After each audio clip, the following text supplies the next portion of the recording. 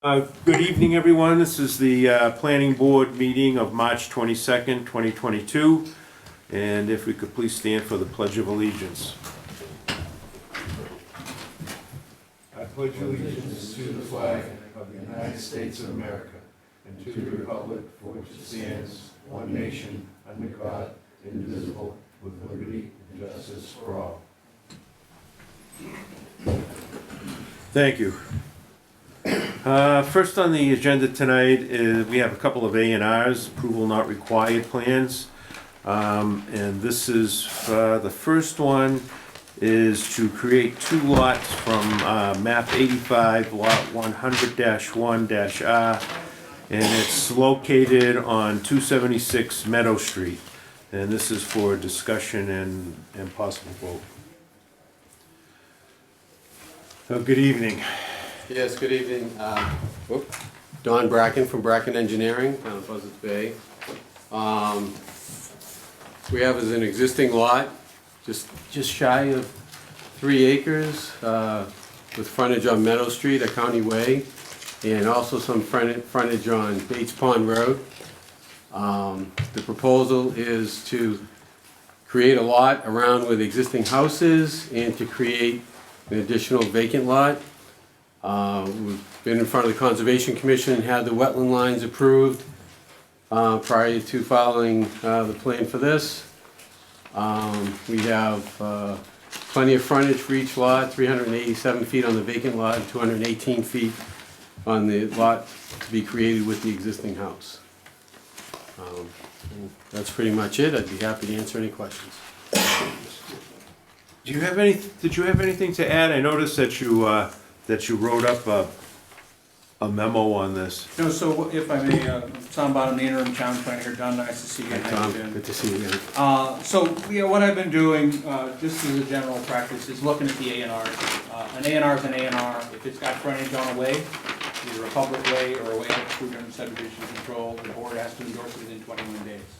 So what I've done, taking the practice of doing, is looking at the A&Rs, going out to the site, and just noting to the board, if it complies, is there anything I saw with it?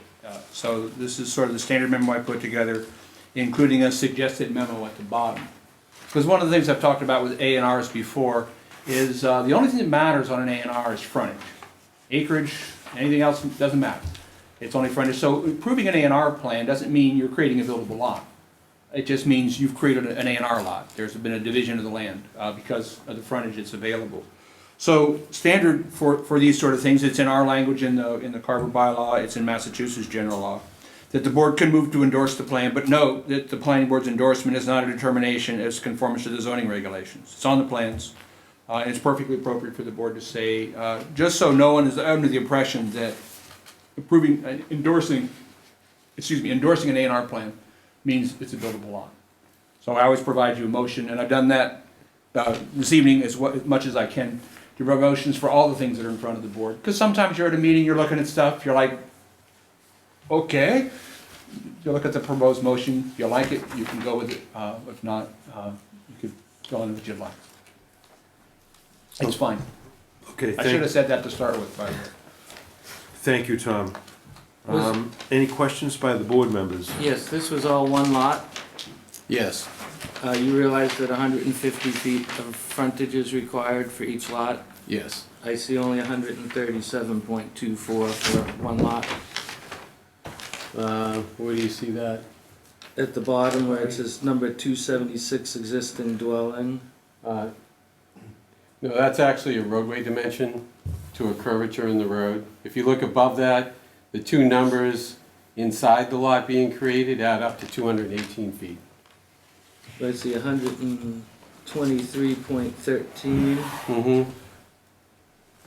And what's that measuring from? That's- to? Yeah, that's measuring, typically the dimensions on the inside of the roadway are the dimensions defining the roadway.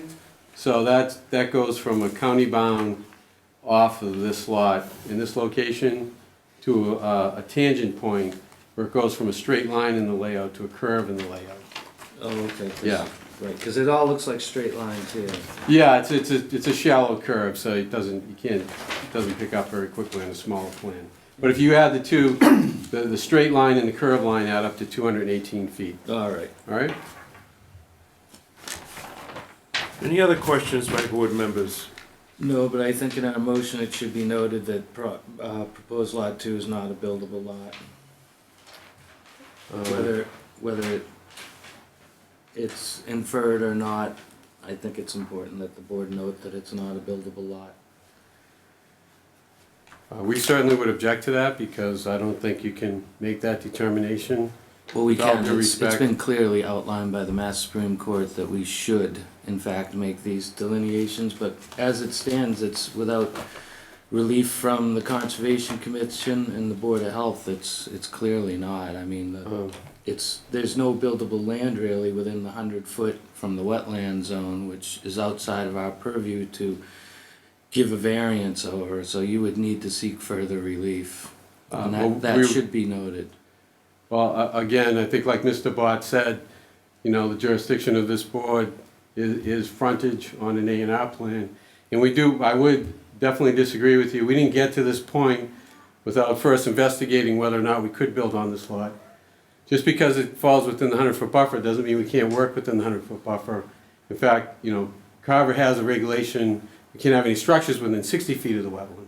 And so we have enough area, upland area, on the lot in order to get a Have you structure. received any variances through Concom or anything? Well, this would be the first step, would be to create the lot and go through that process. See, so as far as we're concerned, it's not a buildable lot, and it should be, it should be mentioned that you didn't put the 100-foot lines, the 65-foot lines, it's a proposed lot, clearly you're talking about a building lot, and therefore it's up to us to clarify whether it is or is not a building lot, and at this particular time, without those variances from the wetland department, almost all of that property is within the 100-foot wetland zone and would preclude any sort of building or structures. Plus, I also see that some clearing of the land has been done without permits, because it looks like that was attached to the application.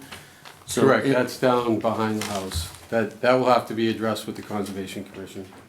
Right, so work's been done that hasn't been allowed, and it's our job to clarify what is or is not allowed, and as it stands, that is just not a buildable lot.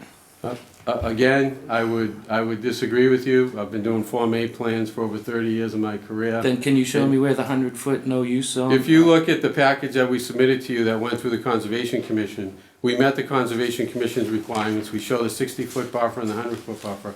That's part of this application. We carefully went through all the filing requirements for this board, and there's no requirement to show that information on an A&R plan. Right, So, it's our... but in addition, you do have that information anyway. if you'd It like to is our review it. responsibility, though, to determine, based on what's being presented, and to outline what is or isn't. And in the case of this, there's no delineation of 100 or 65 foot on this, and from what it looks like, that your proposed lot and zoning setbacks wouldn't allow for a house, a septic system, and or a well in regards to that property. Because, and again, it's all the 100-foot and 65-foot should be noted on the application to us. Again, I would disagree, and I would also add that the zoning dimensions do not reflect the Board of Health requirements. And also add, again, before we got to this point, we did a lot of due diligence, and we feel comfortable that we can get a septic system and meet all the requirements. If you had on done this your lot. due diligence, I'd see the 100-foot marks on here. No, you wouldn't, because it's not required. It should certainly be required. It's generally, it's not required. I mean, our purpose here is to make sure that the lot meets the frontage and it shows the wetlands. Where they bring this, and it's a buildable lot as far as we're concerned, because it does have upland on it. When it goes to conservation, the conservation will determine whether they have enough area to put the house. But, Yeah. see, we're mixing, But we're not, We're Bruce, mixing the because it is within our conservation and- responsibility, and it certainly says in the handbooks that were required and the Mass State law that the zoning board, the planning board should be putting in determinations as to the usage of properties. And if this isn't a buildable lot, it should be noted that it's not a buildable lot. And there's no way for us to determine aside from this. And according to this, that's, I see a 70-foot mark that swung across the property would only leave about 25 feet of current buildable space on this property. And that wouldn't leave enough to build a shed. So you feel that is that what the subdivision is for, to eventually put a dwelling on lot 2? Yes, that's the Okay. purpose of this division. And so you feel that that can be done? Yes, we do. And you've spoken to conservation about this, you say? Well, we've only reviewed the location of the wetland line with the Mhm. Conservation Commission. Okay. So you've read the So- regulations, so I mean, our Yeah. responsibility is done just by what's Well, on this plan. we should at the very least put that it is not a buildable lot without further relief. Tom? Yeah, if I may, the law is pretty clear, that if a lot has frontage, on a way, that's the critical access to the lot. There's also a requirement for access to, the buildable portion of the lot. Now, if we look at this plan that's on the screen behind you, which is the, plan this bracket has, you see where the wetland is at on line 2, on lot 2, and you can see there's a space at the top of that that's up. So that's the second issue, is access to the buildable portion of the lot. In the event that that wetland area fully covered the frontage on Meadow Street, the frontage would be illusory. There wouldn't be frontage from the lot where it's its frontage. So if that wetland went all the way to that north boundary line, it's an A&R lot that the board might approve, but the board could easily say, no, there's not frontage on that lot. It's not, it's illusory, so we're not going to endorse that plan because it doesn't have frontage. So the two issues, critical access, what's the street? Is it a public way? Is it a way created in a subdivision control? It's a public way. Is there access to the buildable portion of the lot? There is on that north side, which is why we get back to my original statement that the planning board's endorsement of a plan does not constitute that it complies with zoning. They're still going to have to go to the building commissioner to get a building permit after they get done with the conservation commission. So our option is to endorse the plan because it's got that frontage on it. It's got access on a way, access to the buildable portion of the lot. And our option is to note that this does not conform to, what's that statement in the planning board's endorsement is not a determination of conformance with zoning regulations.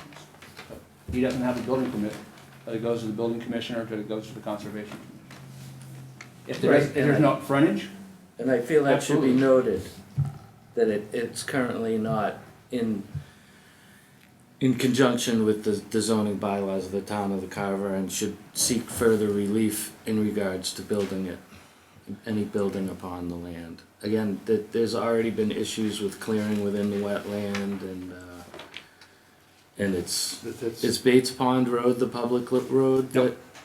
so Bates Pond Road is a private road? Bates Road is a private road. I drove out it today, there's actually access from the backside that they could access it as well. In the event, when they build it, they can put a driveway on either side. Right. But to qualify, it has to have frontage on a way. Now, Bates Pond Road is likely a way created under subdivision control as well, looks like it's been there for a while. I didn't look at the frontage on Bates Pond Road, because they were looking at the frontage on Meadow.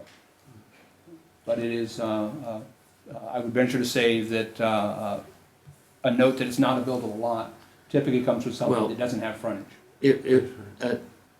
I'm noting that it doesn't currently meet the standards of a buildable lot and would require further relief because, again, with the way the wetlands and if it was extended out to the 100-foot mark, then there'd be no place to actually put frontage, because as it stands, it's currently prohibited from putting a driveway through that area. So without further relief, it shouldn't be a buildable lot, and that should be noted on the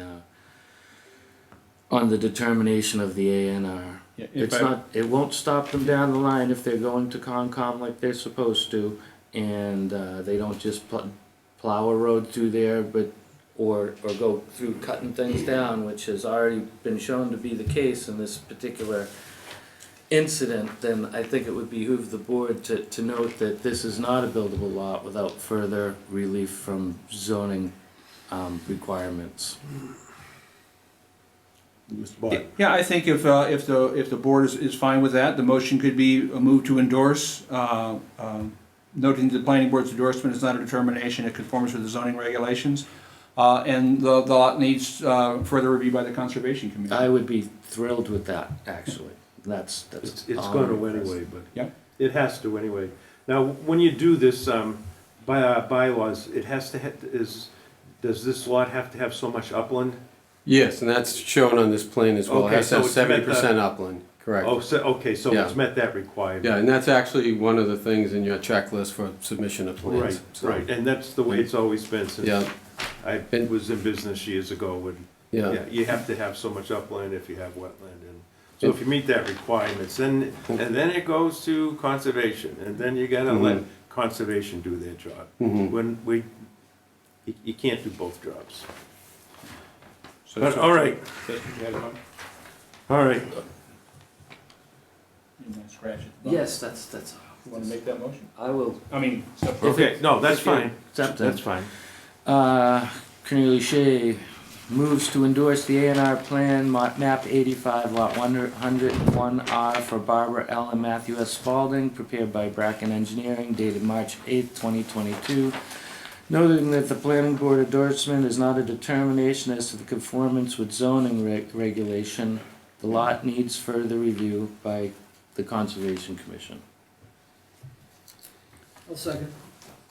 So we have motion second, further discussion? Seeing none, those in favor, please say aye. Aye. Aye. Opposed? Okay, so that's unanimous. Thank you. Should we pick the plan up at the office later, or do you sign at the end of the night, or? Is that the Mylar I have right here? I I better. I'm guessing. Yeah.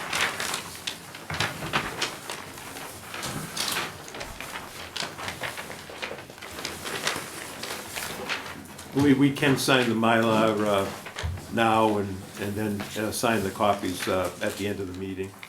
Yeah, I would appreciate that. Thank you. Okay. You're presenting the next one too, right? I don't think so. Oh, no, you're, okay, oh, another, okay.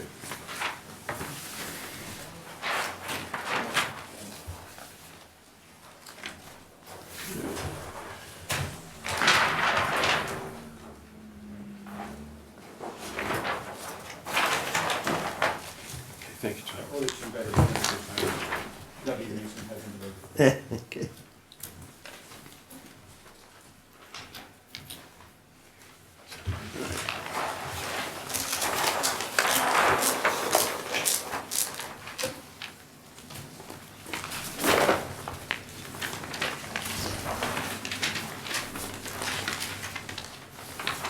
All right, so next on the agenda is another A&R, and is to create 3 lots from map 32, lot 1-1, located off of Spring Street, for discussion and possible vote.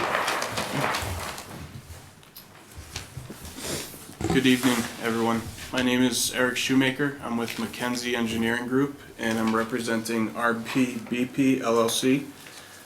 So originally, back in 2019, we got an endorsed definitive subdivision for a road coming off of Spring Street, directly adjacent to Route 44.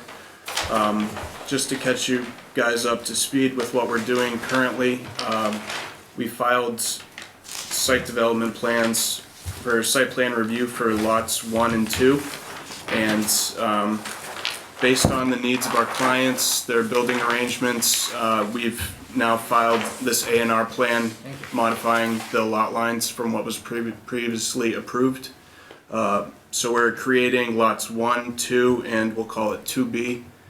They're all have sufficient upland, over 60,000 square feet, and they're all in excess of the 175-foot frontage requirement. So I'll answer any questions you have. Okay, so you're just shifting the lot, let's see, you're shifting the lot lines over? The Yes. setback lines, okay. So we removed a couple lot lines and, yeah, shifted it to the left a little bit. Created lot 2B. Oh, okay. I have a small 11 by 17 of the subdivision if anyone's curious what it looked like originally. All right. Is that part of the package? It was not submitted with the package, I just brought it, so.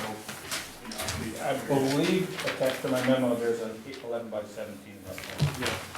This one.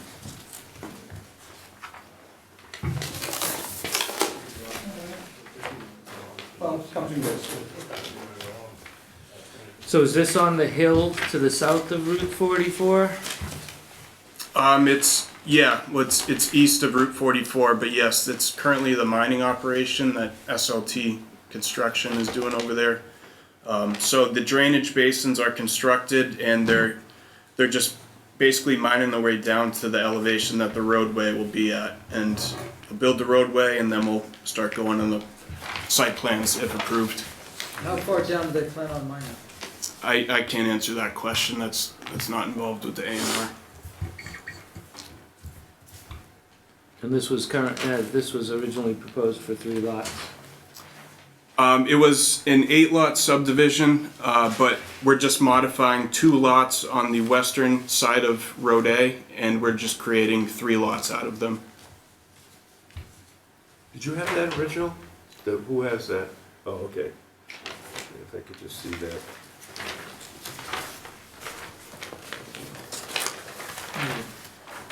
Oh, is this the Yeah, it's part of the original memo. one? Yeah, that's the 11 by 17. So this is the same one? Yeah, this is the same one. Just split these past them. Oh, okay. Yes, you'll see on that sheet, it's just, Okay, so yeah, the lines are shifted on this, okay. yep, Okay, so you have 1, 2, then we created 2B. All right, so that luckily no wetlands on the side of the road. I see, yeah. All right, yeah, here's the original one, John. Yeah. That's not the, okay. Yeah. And I also wrote a copy of the assessor's map with the area outline, although it Okay. didn't have the original subdivision. And so these lots meet the requirements of zoning? Okay. Correct.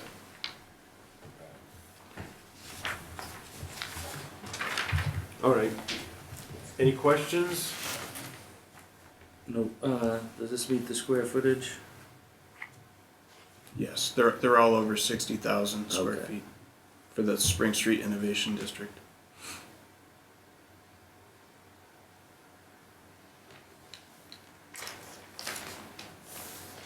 All right.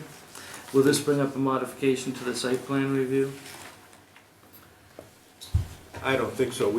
I built, the planning board has already approved the site plan, and that's what they're building, okay, Tom, yeah, you get. So, I think what you have there is an approval of the subdivision plan. Mhm. And so to your question, to what level are they gonna grade? They're gonna grade to the finished levels on the subdivision plan. Yeah. That, all that stuff was done before any of us were on the board. Yeah. Before, Right. except for, That's why, except for these guys, so Yeah. I don't know how far they're planning on going. That's- And to say they're going as far as they're supposed to go, Yep. that makes no sense to me. That does not put me at ease. yeah, well, that's why I'm filling you in. Yeah, So, 'cause what they're allowed to remove from the site is typically what's shown in the subdivision plan in the area of grading for the road.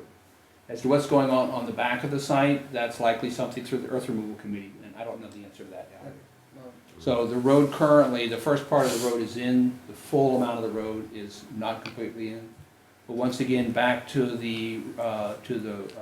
how this works for A&R plans, is the first one we saw on Meadow Road was a public way.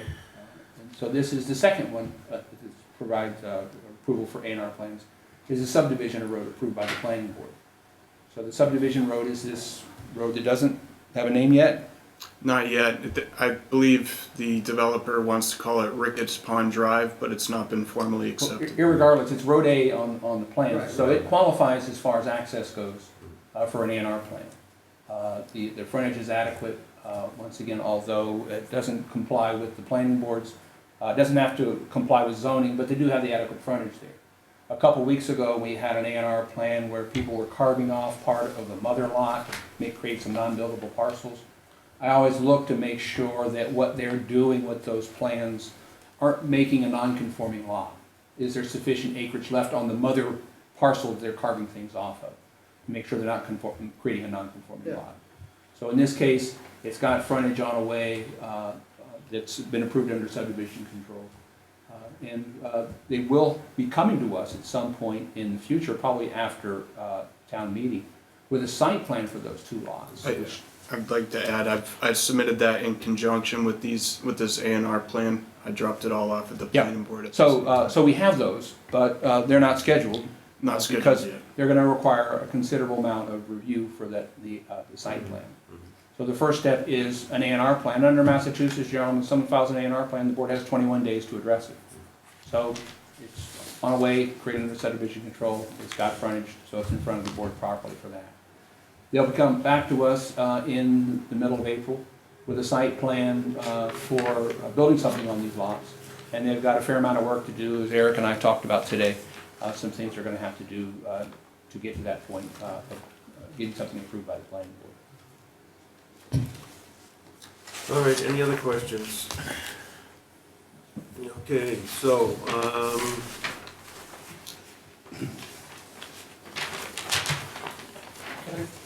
One second. yeah, go ahead, Rich. So this road A is actually where their way station is, I guess, right now? Is Yeah. that correct? It sounds correct. I know there's a temporary construction office, field office off there as well. So what I'm not seeing here is the drainage ditches that are on both sides. There is a drainage easement labeled in that plan. It's abutting the right-of-way on Spring Street. It's kind of that carved out area right to the left of your finger. There. Yep, and a little bit up the page from that is the other one. There's two currently. All right, got it. So you're gonna, so there's no, it just says drainage easement, that's it. Yeah, I didn't. So there's no ditch. The ditch is built. We haven't done an as-built of it yet, so, and I don't believe the A&R is the appropriate So- place to show the drainage basin. Well, why not? Because that's a lot, right? On an A and R, you just, don't have to? an A and R is just property lines and easements, yeah. It doesn't show topography, it doesn't show what's going on the Well, site. my point was, if it's a drainage, then it's a non-buildable lot, and you're gonna include that into a lot? You can have an easement crossing a property, and it's still counts as part of the lot. Yeah. You can still do that. Okay. Yeah, I mean, when you get to site plans show the grading and the pipes and the pipe sizes and the, Well, I'm that's just a seeing different thing. the lot there, and I figure if that's separate, it should be shown here, that's all. Sure, no. But, I mean, this is a Form A, so generally on a Form A, you show your property lines, you show your street so that the frontage can be determined. You show the size of the lot, you show the edge of the wetlands, if there's any wetlands on the property. That's And- what I'm and you can saying show- is- And you can show, easements, drainage easements too. Well, it's a big ditch, it's not just a little, it's, Well, they're Okay, constructing it, how they're big of a ditch constructing are it. they? I don't have the exact number off my head. It But is a what I'm trying large to say basin. is, I understand that they're, you're doing the plots, but it's saying an easement, but it's actually a big ditch, so wouldn't that be It's a- separate from? It's an easement for the drainage, and then is that gonna be, So that'd be part of, lot, usually, that's Lot just, one then. that's gonna be, it's probably just gonna be a pipe going through there, or is it gonna be a drainage ditch? I forget Correct. what was, The drainage easement is a pipe that will take the drainage from lot 2 just to the basin. That will all be included in the site plans we right, filed. right. And that'll be covered over, so when you look at the lot, when that drainage, so they're gonna fill that all. that'll be all filled over. Yes. Yeah, Alright, that's yeah, what I'm trying to get at, is, So it's what- like separate and yeah, from the parcel land, what it's separating. yeah. And if it is, I don't see it there, that's what I'm getting at, Okay. but it's not. It's just gonna be the pipe in there, so it's gonna be an easement. The 20-foot wide drainage easement was us planning ahead for the drainage needs of Lot 2 and getting that to the basin Okay. provided along Spring Street. Now, we're just splitting up lot 2, right? Correct. There's a slight modification to the lot line on Lot 1, but yes, Lot 2 is becoming 2 and 2B. No. Yeah. Why does it say existing property line to be removed? Those were the existing lines in the definitive subdivision. But it's been changed. Yeah, that's Okay. the line getting removed. All right, anything else? All right, so I'll entertain a motion to move to endorse the A&R plan of map 32 lot 1-1 for RPB LLC prepared by McKinsey Engineering Group dated February 17th, 2022, noting that the planning board endorsement is not a determination as to the conformance with the zoning regulations. I'll make that said motion. I'll second that. So, motion by Kevin, second by Ellen. Further discussion? Seeing none, those in favor, please say aye. Aye. Opposed, abstentions, okay, so that's unanimous. Thank you. Thank you. I brought the Mylar with me. Okay. So, Rich, to your question, I brought up the Google Maps. You can see where the arrow's at, that's the detention basin that's already installed That's there. where it is, yeah.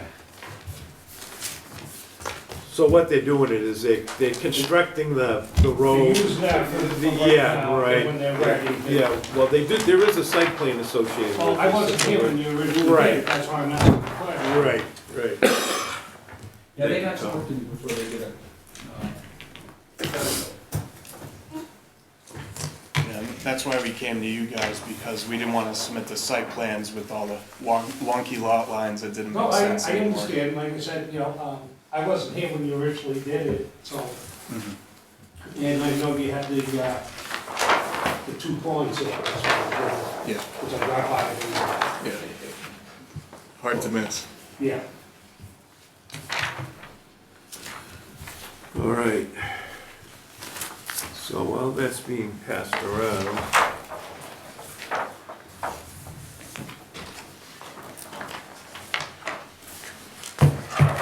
Okay, so now we've got a couple of public hearings that are continued, and so not seeing the people here for the next one, I think Tom has something to say about this. This is on the application of Carrie Galbraith requesting a special permit for 72 North Main Street for a doggy daycare. Yes, we've been in contact with Carrie Galper a couple times since they've been putting their stuff together. They have requested a continuance until April 26th, 2022. They're still putting together plans, reviewing with conservation, and hopefully we'll have something to talk about on April 26th. Okay. So I'll entertain a motion to continue the hearing for Carrie Galbraith, 72 North Main Street, to April 26th at 7 o'clock. I'll make that said motion. I'll second that motion. Okay, so Kevin made the motion, Connie second. Those in favor, please say aye. Aye. Aye. Okay, that's unanimous. All right, so the next is application of McDonald's requesting a site plan review and special permit for 94 North Main Street in Carver. And so this was for,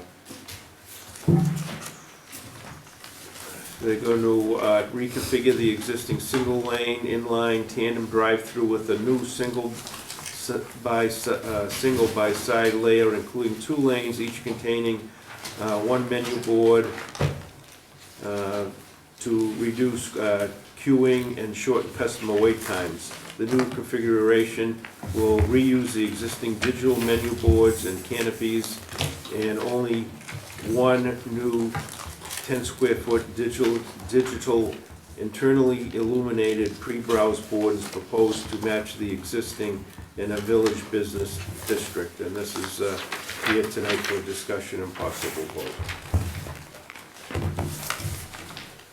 Well, good evening. Good evening. For the record, my name is Brandon Barry. I'm with Bowler. We're the civil engineers for the project.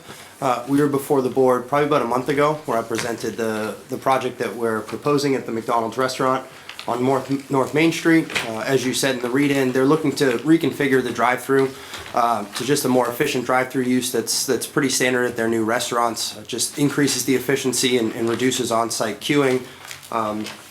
At that meeting, there was a few questions that were raised relative to circulation, landscaping, and some of the signage on the site. Relative to the landscaping, there are some questions about buffering the building, specifically on the plan east, which would be the west side of the site since north is facing down, and then a question about anything that could be done at the plan southwest or northeast corner of the site.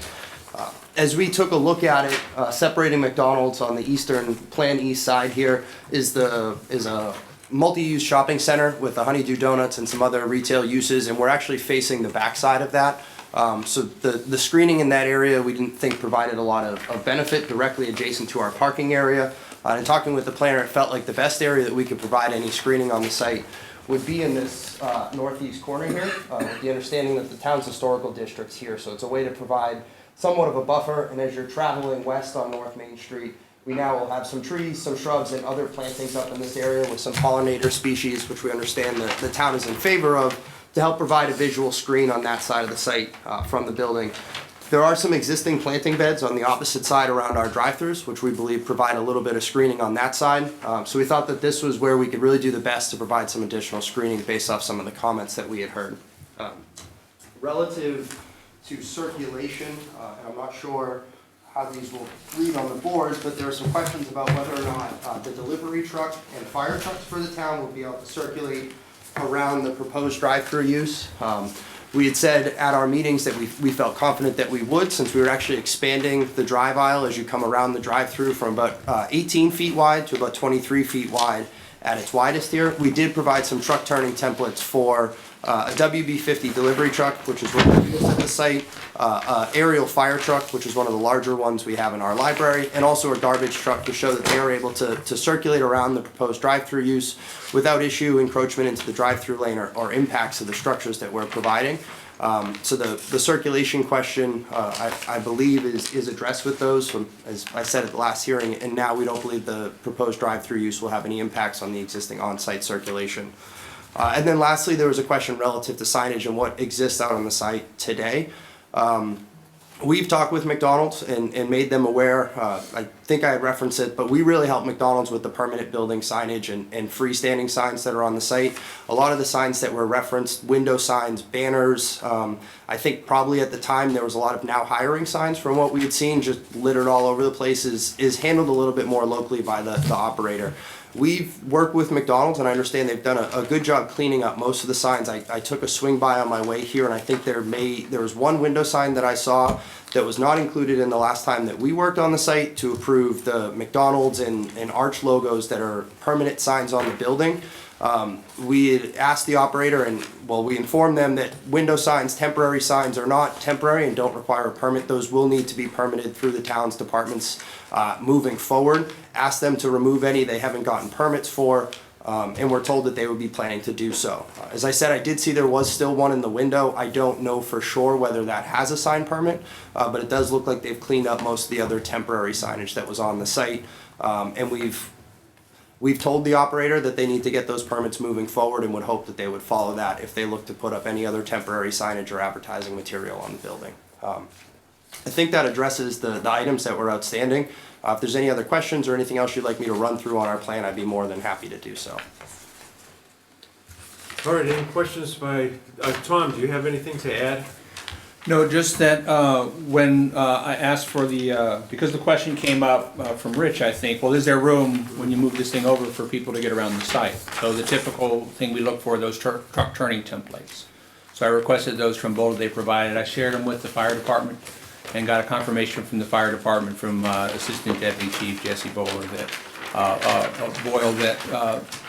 all those things work on the site. The fire department was fine with access to the site. And also noted in one of the questions about the decision about any fire protection is needed, which there isn't. So from the fire department's perspective, The site works with the changes for them to get on the site, for a garbage truck to get on the site, for a delivery truck to get on the site. All right. Any other questions by planning board members? I noticed that the turning radiuses are showing as going over into the opposite lane when exiting the building at this point. Both turning in and turning out are crisscrossing over each other. And having been there last Saturday, well, not a week ago Saturday, 10 days ago, I don't know that this is of any benefit to the town. It was a mess in there, and I don't see how increasing the traffic through here is going to provide better safety or anything. I mean, it's just gonna create traffic issues, if anything else. What do you mean traffic issues? Well, you're gonna be, already the lines cross over into the other lanes, both exiting and exiting according to this diagram here that I'm looking at. And that's one of the areas of highest incidence for traffic issues in the town of Carver. And I don't see how this is gonna benefit the town by pushing more cars through. I just see it as being both a safety and a traffic issue in the long run. I don't think it's there to, it's there to, so that people don't have to wait in line for so long. Right, but I don't then- think more people are gonna to go to the McDonald's because there's 2 lanes there. I think it just allows the people to put in their orders more quickly and to be served more quickly. Well, That's the way I see it. That's increasing, it will be increasing the traffic, but what can be done, have we heard from Fuss and O'Neill in regards to this? And what can be done about more clearly separating the lanes of traffic? So if you can, I'm not quite sure, so is there something you're seeing in the truck templates? I'm seeing it if all 3 of these are truck templates, then Yes, they are. There's 3 different vehicles shown on the truck templates. Right, and it's showing that the trucks can't enter or exit, the trucks are up here, without crossing into the opposite lane of traffic down here, and that should, because anybody that's been in and out of this restaurant knows that trying to get out and take a left turn while somebody trying to pull in creates an issue right there. It really wasn't, it's really not designed or set up properly at the intersection or marked clearly. Yeah, but that already exists. Yeah, but you're That's adding- an issue that. You're that's- adding more vehicles but coming that's- and going, and while this is being No. done, it should be straightened out. Well, I disagree that we're adding more vehicles coming and going. They're reconfiguring to be able to process whoever's there quicker. So if the current configuration is slower than the new configuration, then you have more of an incidence of traffic hanging out or piling up out into the main roadway. Well, it would, yeah, also increase the amount of traffic leaving, I would think. But again, I do have concerns over the crossover traffic. I mean, I think it's just a bad area to begin with. But it's, as far as my view on this, it doesn't, and my experience as a customer over there, I don't see this as something that's going to adversely impact the traffic situation, because I think as time goes on, there's gonna be more and more people using the restaurant anyways, because you've got Route 44 development going in, you've got other people moving in, there's other housing projects and whatnot happening, so more and more traffic's gonna build. Yeah. something else is gonna have to be Sure. done eventually. Fair enough. What about the handicap parking spaces extending out into the drive zone, or do they not? Is that just the figures, the numbers themselves that are superimposed? The handicap spaces that extend are matching the length of the drive aisle, so they don't extend out in. I'm not sure the number. The dimensioning on the plans is just, we pull those off the spaces for clarity. Okay. That 8 feet is No, just a that's- dimension and nothing that would be Just striped. dimension lines. Yep. Yeah, yeah. And that it'll provide enough clearance for wheelchair access to the back of the vehicles without being out in traffic? That's why we're off. So we've designed them to meet ADA requirements, which typically just stipulates the width of that access aisle in between them, to get van spaces out that passenger side door, and then for the regular space, it's provided on the driver's side. So we've met the ADA and AAB requirements for accessible spaces there. You don't see a problem with someone handicapped trying to get in the building with 3 lines of traffic?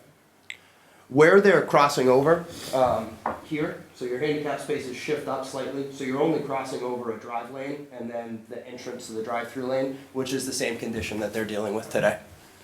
Well, that's only if you're not busy. If you are busy, you'd be looking at 3 lines. No, The because, 3 lines don't start until up in this area, so where they're, as you come in, it's just a single drive-through lane and then a drive aisle. So they were a little bit further up, so they only have a drive aisle in the single, and it's really more the entrance to the drive-through. And so it's similar to what they have today. We've shifted them away so they don't have to get through both the drive-through lanes. And there's a proposed crosswalk going from the handicap parking, and there's a crosswalk going to the building. Yeah, we crosswalk across the drive aisles, and then that sidewalk on that side of the building's actually been extended down to meet the crosswalk, so they have an accessible route to the entrance. But you figure, I mean, if you go to a McDonald's, a lot of the times, the second line isn't being used anyway. It's only in peak periods, breakfast in the morning, maybe lunch in the afternoon, dinner at Most of night. your concerns are. Yeah, no, but what I'm saying At is, nighttime, no yeah. one's working, Right. it's not as heavy as Right. during the day, lunchtime. Right. You have your kids out there, the grandmas taking them Right. to McDonald's, Right. You Right. got the handicap van, the guys in the wheelchair trying Right. to cross over. well, I think that, That's- yeah. I think the original design of it wasn't quite what it should have been, because even like coming out, I mean, I know we can't do anything about it now, but I think about the original construction, and you've got people coming out, people going in, and then you've got the crosswalk that goes into McDonald's. And if people don't pause and see if there's anybody going, sometimes, especially the younger people, will just go forward. So that part of it always concerned me, but could we require a sign that said "Do not block crosswalks"? Or handicapped accessible ramps, or, stop and check or something, right, We could put where the crosswalk crosses from the accessible spaces over near the building, we could put I was thinking like a pedestrian crossing sign right at that area, so as you're Yeah. coming in, you'll have a That white would be pedestrian great. crossing sign to provide some notice. yeah. There is some slope coming up into the site as we're getting up in there, and so when you're transitioning from a slope to a flat period, adding back in the speed hump, you can get people bottoming out. It could also then create issues with drainage, or also slope issues as we're transitioning from where it would want to be is right behind some of those accessible spaces. So having those people needing to back out over that as well can create a challenge. So it's not a great area for a speed bump, but I think we could look, right in this area. So it's one of the things you're seeing as you're coming in, a pedestrian crossing sign, just so it's, you have the striped crosswalk that'll be freshly painted, so it'll stand out a little bit better, and then also a new sign there as well to indicate that that's in the area, so to get people's attention. Yeah. have we heard from Fuss and O'Neill in regards to this? No, No? I have not referred it to. And you were talking about increasing the landscaping on what I can only guess is the northeast corner? Yeah, by your left elbow there. Down in this corner here, we provided, Oh, first southeast. Yeah, your, did I get my compass? No, I was concerned about here to block the view, the lights, the distractions.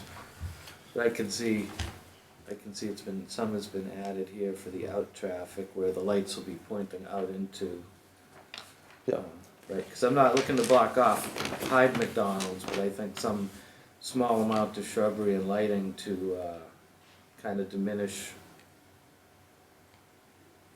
what's gonna be it's gonna be a big effect on the area there.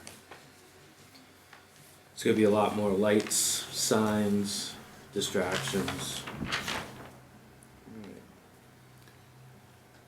All right, anybody, anything else? This is a public hearing. Is there anybody out in the audience that has anything to say? Okay. I don't know, I think McDonald's is one of the nicest businesses in town. And the thing about McDonald's is hopefully it'll stay for a long period of time, where a lot of businesses in Carver come and go. The place is always neat and clean, the inside and out. And I know that it was I think it was 2 years ago, came before the board and they redid the patio area, and they did a lot of work inside and outside of the building. So to me, this is fine.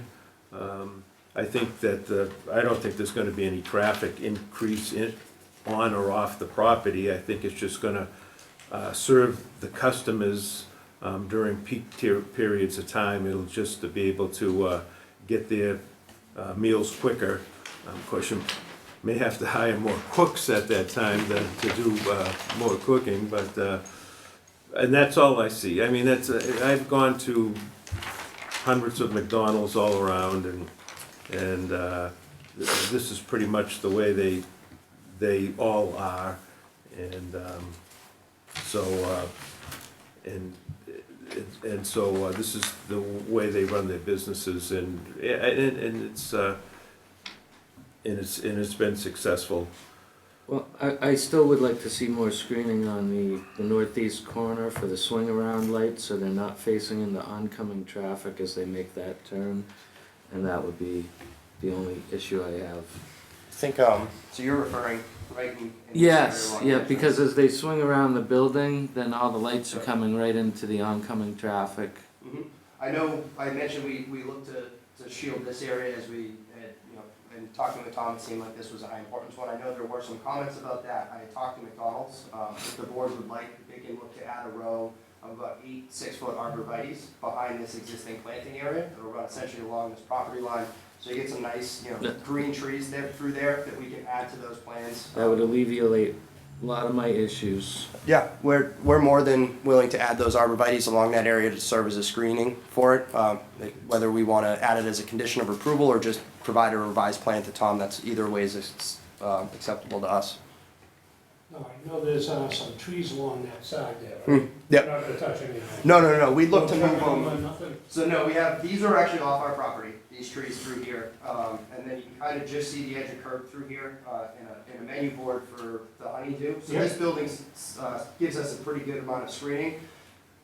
Just here you can see the corner, which is where their pavement ends and kind of that screen ends. So we would look to pick up right at the edge of this corner and kind of right as I'm sketching through here, just put some here that I think will address that. As this car comes around, they don't have their lights pointing up this way. Those will help screen them a good bit. We cut them off, 15 feet or so from the property line, just so as you're sitting at this intersection, they're not screening your view, but are accomplishing that light screen that it sounds like we're looking for. Okay. Can we add that to our conditions? Yeah, so I've got on the site plan, a decision that I've got in front of me right now, add pedestrian crossing signage at handicap spots, and extend arborvitae on the north side of the driveway to provide additional screening. Now, is there no crosswalk on the other side of the building from the handicap spot? I don't believe they have one today, no.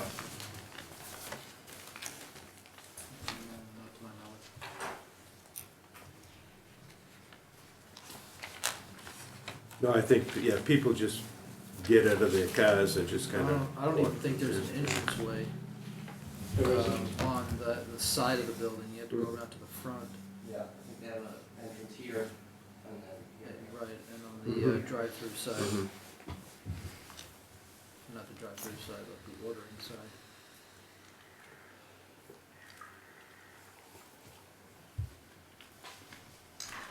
All right. So you had, so we have a draft of the, Yes, I prepared both a draft of site plan approval and of special permit approval. okay, so do we, so, but right now, what are we doing? We're doing the, okay, so, oh, okay, that's right, I'm sorry, yeah. Site plan and special permit, yeah. And currently have a hearing that's open as well. Yes, okay. All right, so, I'll entertain a motion to close the public hearing, for the, site plan and, special permit of, McDonald's on 94 North Main Street. I'll make that said motion. I'll second. So, Kevin made the motion, Ellen second. Further discussion? Seeing none, those in favor, please say aye. Hold on just a second, Oh, real quick, I'm sorry. Are we doing two different motions? One to close the special permit, one to... well, we're doing, right now, we're, closing the public hearing, just the public hearing. And then we'll do, are we voting, so will we vote for? If the board is comfortable, I've got two decisions prepared. I'll be happy to, Okay, to read them for you. okay, so that'll be for site plan, and do we, so with this new procedure now, will we take a vote for the site plan? And then the special permit? Correct, because there's Okay, two not different together. voting groups. No Okay. offense to Rich, but he doesn't get to vote on site plans. Right. But he doesn't get to vote on the special permit, because I think Ellen missed a meeting, so everybody gets to vote. You know, it's a glorious night. Everybody Okay, gets to take a vote. all right. Okay, so this vote here is just to close the public hearing? Correct. On the All right. site plan. Well, it's just to close the public hearing for McDonald's for the special permit and site plan, yeah. Same here. One here, two decisions. Okay. Okay, so, Kevin, and then it was Ellen for the second, yeah. Yeah, we- yeah, okay. Kevin and, Okay, so we're gonna vote now. Okay, so, those in favor to close the public hearing, please say aye. Aye. Opposed? Okay. Okay, so that was unanimous. So now, we'll go to whichever you wanna do first, Tom. Yeah, so I have the site plan decision queued up here. You'll notice there's a slight difference between the two decisions, because site plan decisions go to the building commissioner, and special permit decisions go to the town clerk, but the town clerk gets copied on both of them because Okay. they're the key for the record. So in the case of the site plan review, at its meeting, the planning board voted to approve the site plan decision for application to add a second drive-through and one additional menu board at the Village Business District at 94 Main Street, shown on a plan entitled, Proposed Site Plan Documents for Existing McDonald's with Drive-Through Prepared for McDonald's, prepared by Boulder Civil and Consulting Engineering. They've got a lot of other titles that I didn't add, no offense. That's fine. Dated 11/21/21 and revised through 3/11/22, scale 1 to 20, with the following findings and conditions. Planning board finds the proposed additional drive-through and one additional menu board is located in the on North Main Street within the Village Green District and is allowed by a special permit by the planning board. See separate special permit decision. Pursuant to sections 3400 of the planning board, as the special permit granting authority, finds the changes to the addition to the site for additional drive-through is appropriate for traffic flow and safety after turning movements for a WB50 truck with a 42-foot long trailer, ladder truck with a 43-foot long, and a front-loaded garbage truck 38.08 feet long were reviewed and approved by Carver Fire Department. Conditions: the plan must be constructed as approved. Any revisions will require approval from the board as a modification of this decision. Additional condition: add pedestrian crossing signage. Additional condition: add arborvitae for screening on the north side of the driveway. The applicant is responsible for the proper operation and maintenance of the site.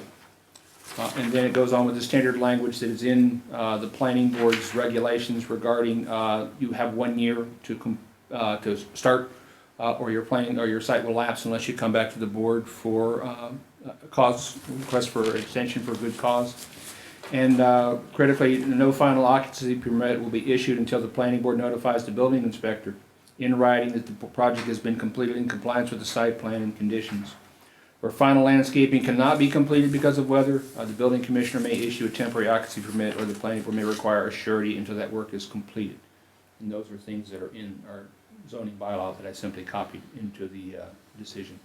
And I will be on a pretty regular basis, just for clarity for folks. Now, this is just a site plan review, it does not include the sign permit, correct? It does not include the sign permit. No, yeah, that sign permit's further down the line.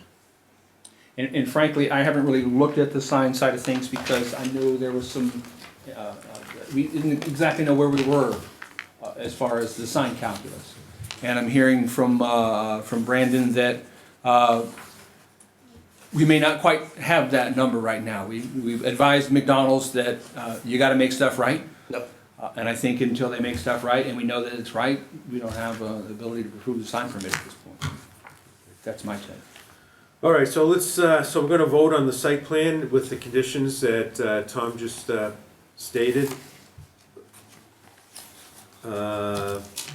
Anything additional? Well, okay, so I'll entertain a motion to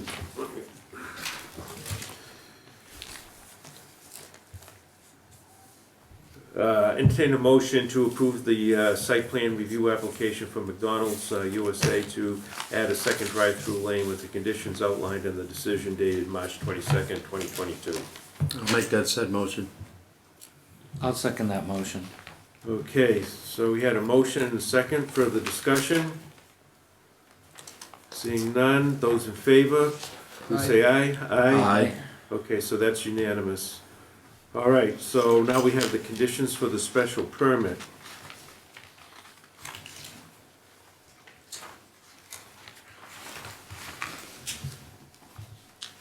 All right, so the conditions for the special permit are very similar. As I said, one of the things that differs between the special permit and the site plan is the site plan references all the parts of the plan, where those things are at.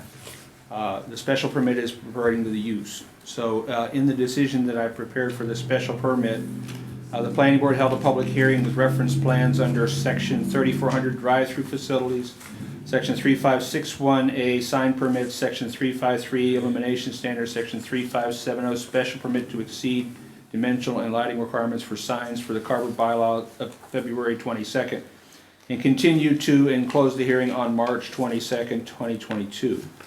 At its meeting of March 2022, the planning board voted to approve the special permit and an accompanying site plan review decision on the application of McDonald's USA in the plan we referenced previously. Findings: the board finds that the benefits of the proposed use outweigh any detrimental impacts on the town and the neighborhood in view of the particular characteristics of the site, pursuant to sections 5300 and the specific criteria found therein. Planning board finds the proposed additional drive-through and one additional menu board is located on North Main Street within the Village Green District and is allowed by special permit by the planning board. See separate special permit decision. The subject property borders but is not within the Lakenham Historic District. Pursuant to section 3400, the planning board, as the special permit granting authority, finds this changes to the site for the additional drive-through is appropriate for traffic flow after the turning motions for WB 50 truck. I'm truncating a bit here. 43-foot long ladder truck and 38-foot long front garbage truck were approved by the Carver Fire Department. Conditions: prior to the issuance of a building permit, a true copy of the recorded decision is registered at the Plymouth County Register of Deeds and is submitted to the board. 2, plans must be constructed as approved. Any revisions require approval from the board as a modification of the decision. And 3, the applicant is responsible for the proper operation and maintenance of the site. During construction, sediment and erosion controls should be installed, repaired, and supplemented as needed. Dust controls is required during construction. Any appeal of this decision must be filed pursuant to Massachusetts General Law, Section 48, Chapter 48, Section 12, and should be filed within 20 days of the filing of this decision with the town clerk. I did note in the decision that the chair of the planning board, due to a previous absence of a member, Alan, designated the associate, Rich Dion, to vote for the purposes of acting on the special permit in the case of an absence. So you need to anoint Rich as a voter before we vote on this. Okay, Rich will vote and take Ellen's place since she missed one meeting on the special permit. Correct. All right, so I entertain a motion to approve the special permit application for McDonald's USA to add a second drive-through lane with the conditions outlined in the decision dated March 22nd, 2022. Make that motion. I'll second that motion. Okay, so we have a motion and a second. Any further discussion? Seeing none, those in favor, please say aye. Aye. Opposed? Okay, so that's unanimous. All right, so we move next to You're gonna the give me a sign- revised plan with that stuff on it? Yep. Thank you. And the next we do McDonald's sign permit for 94 North Main Street. And that was what Tom was just discussing. Yeah, and I don't have any new information on the sign permit, Okay, so I don't know what to tell you, all right. other than, if you're not comfortable with the sign permit, because we don't know what the sign equation is, don't approve it tonight, and come back and show us what's up with the signs. Right, I just think they should get their ducks in order. It's our only chance to get things squared away and get an understanding. I think we should continue the hearing. So what did you have now, just to refresh my memory? Oh, this was the signs for... So for the sign permits, what we're looking for, there's a pre-browse board here, and then a gateway clearance bar. So if you've been on site, before you get to the menu board and where you order, there's a smaller version of the menu board about 10 feet before that, that's just intended to give a menu to that second car in line. The one that's on site will remain and just be relocated. In that secondary lane, we're proposing a second one of those just to facilitate the drive-through lane. As you're approaching the drive-through today, you'll go out and there's essentially an L bar, a clearance bar that hangs over the drive-through lane to make sure that you won't hit any of the canopies. Now there's going to be two lanes. We'll be swapping that structure out for essentially a T that will sit at the front of the island here and extend that bar over both lanes so that people will know what the clearance is as they're going. So those are the two sign permits that we're requesting. They're really just tied to the operation of the drive-through. Okay. And Mr. Shea's concern was the signs that were posted on the windows. Well, there was a lot of signs. Now hiring signs and traffic signs aside, because I don't really count those, but there was probably 100 or 200 square feet of signs that hadn't been. And so I can comment, I know we have a plan and we added to our table what the permanent signage on the building is, the M logo that you see, the McDonald's that's on there, which was approved when it was back in here a couple of years ago for the external improvements to the building.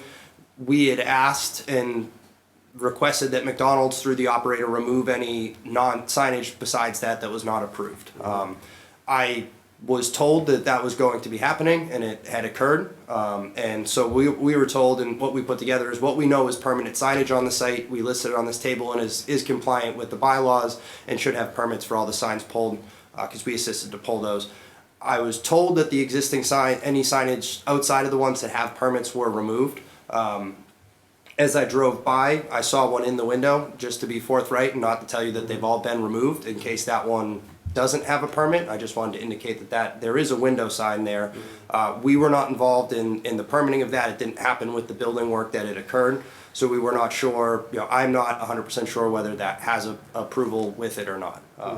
I think it's something if the sign permit can have a condition that, either a CO or sign, building permits for the signs we're proposing will not be issued until those signs are removed or any non-compliant or non-permitted signs are removed, we'd be open to that because we understand what you're trying to do. We understand that this is your moment to do it and we we want to help out with that. Like I said, we've passed along the message that you can't just put a sign in your window. You know, it varies town to town, so it may be an operator that does that in another town without issue. Some towns do regulate that and treat window signs the same way they would a LED internally illuminated sign on the building. We've passed along that message and we're told that that was going to be happening. I can't say on record that it has happened and that every sign on site is permanent right now. But if the board would be willing to add a condition that does happen, it's reviewed, the file's reviewed with the building inspector and nothing can be issued, constructed, or a CO can't be issued for the work until that's done, we'd be amenable to that because McDonald's does want to work with the town to correct this. I would be in favor of that. I leave it up to the board to decide. Yeah, I think that, I mean, that's, Set it as a condition. yeah, set it as a condition, Now, yeah. what are your hours of operation up there? I do not know off the top of my head. I could Google it, but that would be the best way for me to get that info. That's typically what we see. McDonald's doesn't traditionally in Massachusetts go for 24 hours unless they're in more urban or metropolitan areas. Typically we see a 5 or 6 depending on what opening hours are in the morning till about 11, maybe sometimes midnight on just a drive-through only basis. Sometimes it's even as early as 10 o'clock. All right, so I think it's fine to approve this with the condition that all signs in the windows be removed that aren't permitted. I don't know how the other board members feel, but if that works with you, okay. And we can go ahead. So if you would, just one more time, so I can get that approved with the condition that all signs unpermitted within the window are removed? Yes, Okay. yeah. Prior to installation and, Hang on. yeah, no, sure. I was gonna say prior to the certificate of occupancy.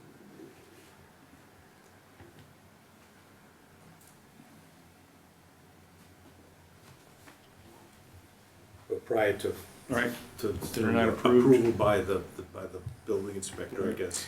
The other one would be that, according to our bylaws, the lights have to be shut off up to a half hour before you open and a half hour after you closed. I wanted to make sure that that was followed also.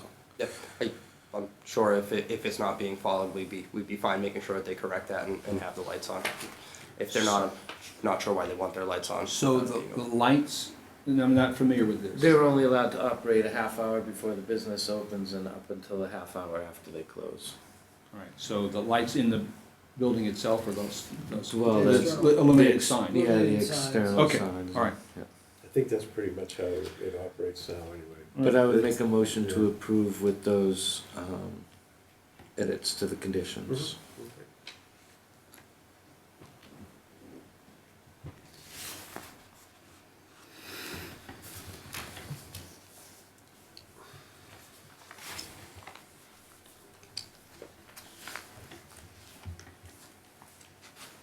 All right, So, do we have conditions for this, Tom? I do not. Oh, okay. So- we have to come up with My- it. Oh, I see, so we're gonna have to, Well, we'll vote on. if you vote them, as you just moved it, we'll put a decision together for you and you guys can come by and sign.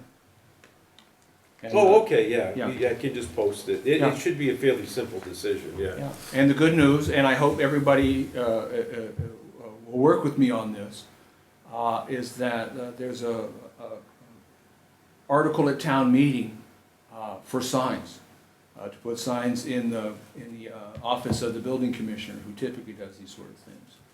And the only time the planning board might be looking at a sign is if the sign exceeded the typical conditions. Mhm. So not to be, hucking for an article at town meeting, but, the building commissioner signs is something he does on a pretty regular basis. We shouldn't even see them unless they are asking for a Yeah. variance. 2/3 vote at town meeting, I like to tell your friends. Both of them. All right. All right, so, do you wanna take a vote now then? We'll Sure. take a vote and then we can, sign Yeah. the conditions once they're written. Yeah, I just have Tom read the conditions, that way we're clear on them and. Sure, Yes, And I'll has make a them, yeah. motion. Yeah, so the condition, they have approved conditions that all signs, that all signs that are removed in the windows that are not approved, and signs, illuminated signs off a half an hour before opening and a half an hour after closing. And I would make a motion to approve with those conditions. And I'll second that. Okay, I have a motion by Mr. Shea, second by Mr. Robinson. Any further discussion? Seeing none, we'll take a vote, and that's with, and can Ellen participate? Oh, this is the sign. Yeah, sure, because it's Okay. a sign, it's not a special permit, it's a Oh, sign. that's right, okay. Okay, so it'll be Ellen, Rich, yeah, that's right, Rich, Special permits won't be, only. yeah. Okay, so those in favor, please say aye. Aye. Aye. Opposed? Okay, great, unanimous. Thanks, everyone. Okay, thank you. All right, next we have another sign permit for Quest Diagnostics, 68 North Main Street in Carver. Is that the medical building, the dental building, next to the double green building? Is that correct? Yeah, To the dentist building. Yeah, I think, Yeah, yeah. it's the one that's down yeah, it on the is. right side of Lillian Way. Yep. Yeah, okay. Yeah. So- Okay.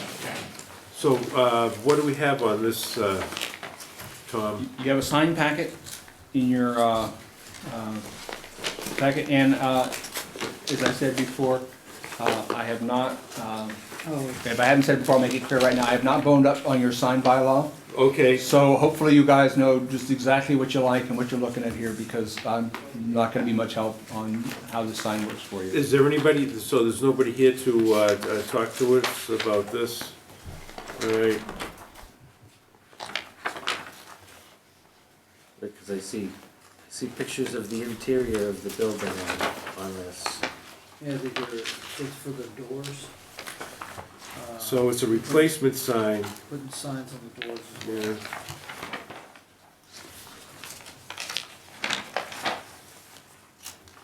Does it doesn't look like it exceeds our square footage requirements. Oh, they wanted another one out on the street, Yeah, correct? out on the street, that one's like 22 square feet. But wasn't the whole purpose of the one out front? Are we allowed to discuss this? Sure, yeah, we're, Wasn't the whole purpose of the large directory sign out in front of the building? So that these side signs wouldn't be popping up all over the place? yeah,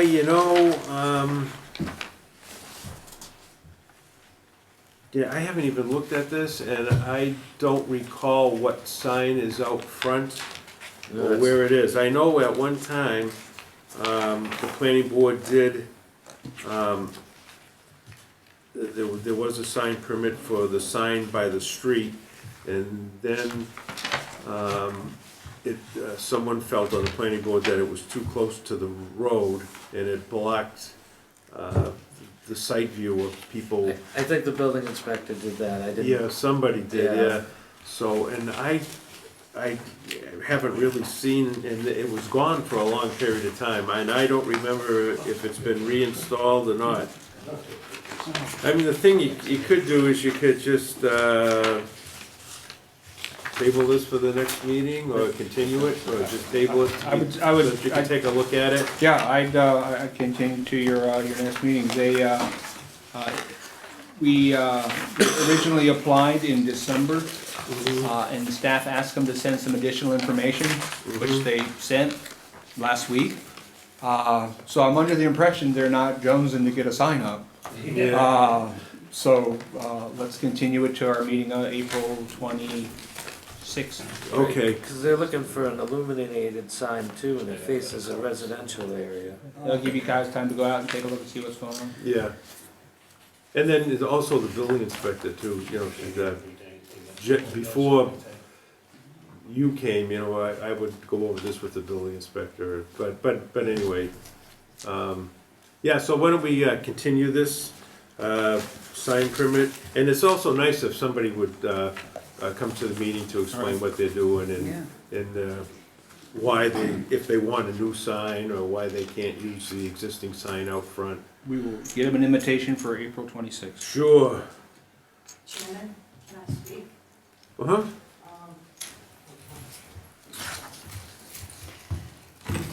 Hi, Judy Richards, 5 Lillian Way. Just to give you some perspective on the building, there is no sign out there for a directory. The only sign that's on Route 58, and it's Atlantic Rentals, it's a leasing company. There is no directory for the building. I did come by the planning board today just to be concerned about the signage, because the realtor a couple of times has put a sign too close to the road that did obscure the traffic coming out of the street.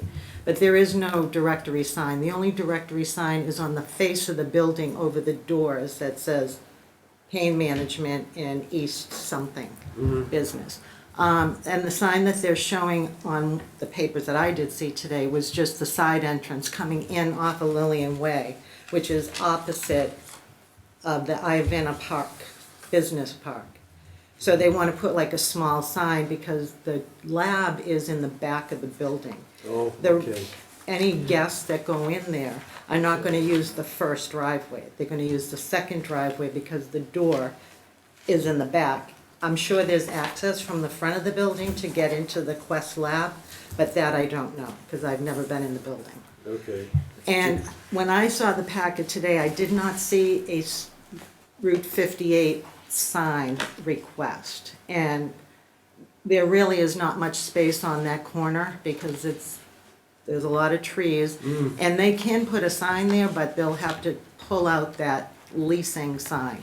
And I don't know how many other offices that Dr. Gannon plans on leasing in there. But typically, But there's only one business in there that I know of, other than an apartment. Typically, we only allow one directory sign on the street side, and Which I'm familiar because of the Ivana Business Park there. I just wanted to give you just some input. That I came tonight because I thought that they would be here and requesting signs. I don't even know the size of them. now, do you have any concerns in regards to it? Only just blocking your leaving the street, Okay, because- on the 58 corner? Correct. Yep, coming out to 58. The Is that- leasing signs that they've had there in the past, if you do go do a look at the property, you'll see some posts that was still left in the ground from when they had the company come I in and remember sign them. seeing them during the site walk for the, I guess it's 2 Lillian Way, was that right? Mm-hmm. But anyways, that's all I had to say, it just, So, you know, just to clarify, so Ms. Richards, your concern is about a sign at Lillian Way and Route 58 blocking those sightlines on Route 58? correct. Okay. Because I don't think they have 10 feet will put them in the trees. Right, And if it which has is to why be they had 10 to feet- remove Yeah. the previous sign. Yeah, if you. Right, there is, yeah, if there hasn't you're been a able to sign pull there up the street forever. view- It's actually, there's a pretty good view. Yeah, in if the you're air. able to pull up the street view, from Main Street, you can see the sign that she's referring to. And, you can see, it's heavily wooded. Oh, yeah, I see, yeah. All up. Oh, And if they it's wanna put a also- sign there, that's fine. I mean, you can pull into traffic without obscuring your view. Yeah. Because the property next door had to blow over onto the street. All So right, we're gonna so- invite him back. So invite them back to April 26th. So entertain a motion to continue the sign permit hearing for Quest Diagnostics on 68 North Main Street. Continue it to the next planning board meeting of April 26th at 7 o'clock. Cornelia think Shea will so. so make that motion? A second. Okay, Mr. Shea and then Ellen second. Further discussion? Seeing none, those in favor, please say aye. Aye. All right, so that was unanimous. All right, next, we have the application. It always seems like you're last. I don't know, how does that work? But it is. On the application of George Arajami, Timeless Stoneworks, requesting a special permit and site plan review. And this is 316 Tremont Street. So I think at the last meeting, we closed the public hearing, and we were just, and I think Tom was gonna come up with the final words for the project. That is correct, and if I may, Mr. Chairman. So I, once again, using a sort of an earlier template and tweaking it to sort of parse out site plans and special permits, I prepared a site plan and a special permit decision for Stoneworks. I shared them with the Carver Fire Department as well as with Andy Vines from Fuss and O'Neill. They both reviewed the decisions and I didn't have any issues with them. So if I may, I'll start with the site plan and read the decision we have in front before us. Yes, please, Tom. Now keep in mind, even though the hearing's closed, if the board has questions for the applicant, they can certainly ask a question. There's no cone of silence or anything like that. So at its meeting of March 22nd, 2022, the planning board voted to approve the site plan review application for George Arajami, Timeless Stoneworks, for a 7,320 square foot building with a storefront, associated utilities, parking, and landscaping in the Industrial A zoning district at 316 Tremont Street, as shown on plans entitled Timeless Stoneworks, 3116 Tremont Route 58, Carver, Mass. Proposed facility expansions prepared for 316 Tremont Street LLC, prepared by Green Seal Environmental LLC, dated 11/1/2021, revised through 3/3/22. Scale of 1 to 20 with the following findings and conditions. Findings: the planning board finds that the proposed third building is located on Tremont Street within an industrial A zoning district within a water resource district and is allowed by special permit by the planning board. See separate special permit decision. Included, actually, I lined that up before it came back. Pursuant to section 2330, required for the accompanying special permit, the Assistant Deputy Chief has reported that the Carver Fire Department does not have any concerns with the building placement in regards to causing danger from fire, that the building spacing is acceptable, and does not have any concerns with the emergency access. The Assistant Deputy Fire Chief did note that the fire notification suppression system may be required based upon the occupancy classification set by the building commissioner and is included as a condition of the special permit that the applicant's building permit submission shall also be sent to Carver Fire Department for review. The Conservation Commission has issued an order of conditions for the proposed building.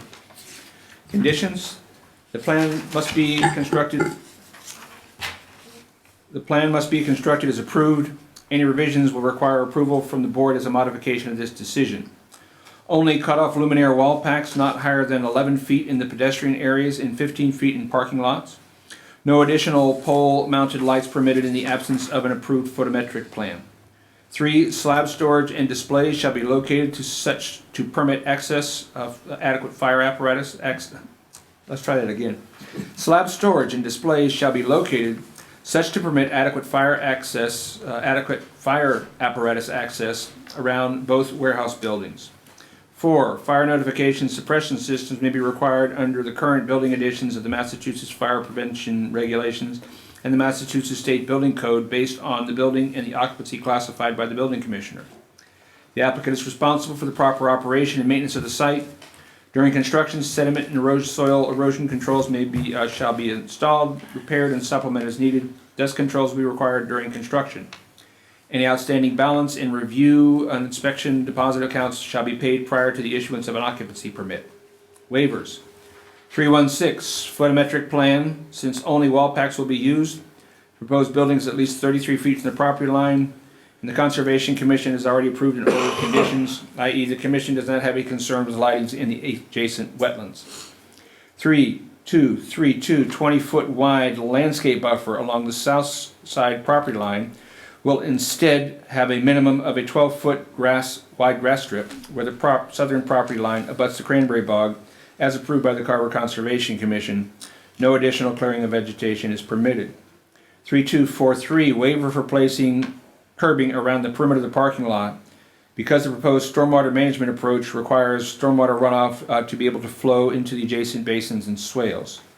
3251 waiver for providing landscaping at least 10 feet in depth around each side of the building with retail entrance.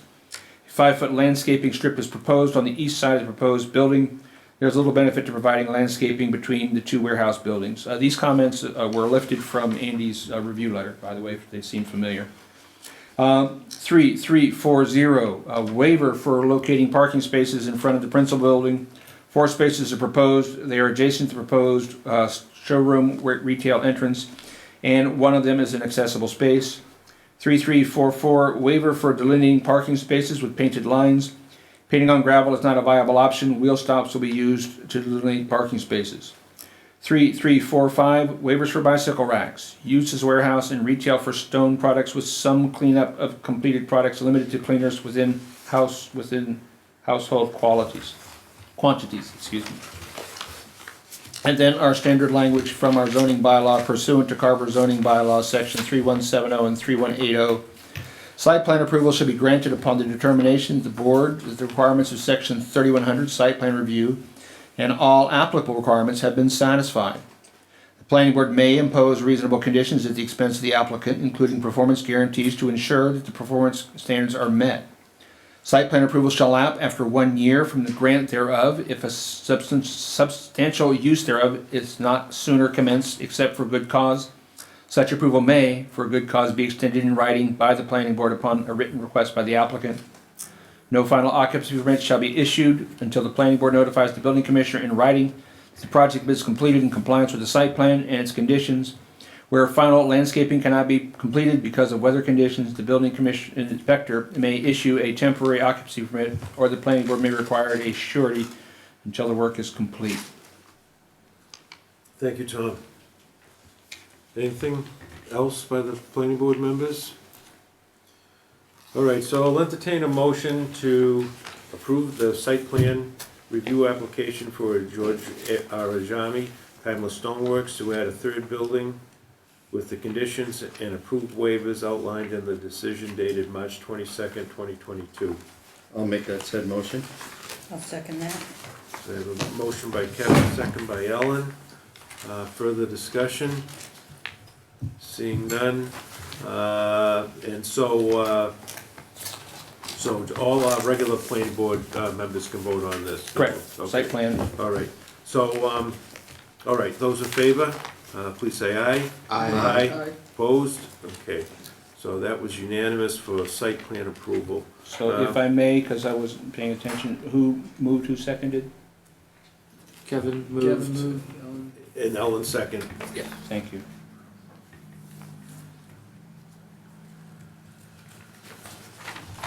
Alrighty. And now the special permit.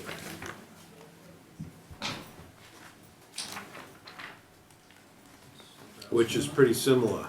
It's very similar.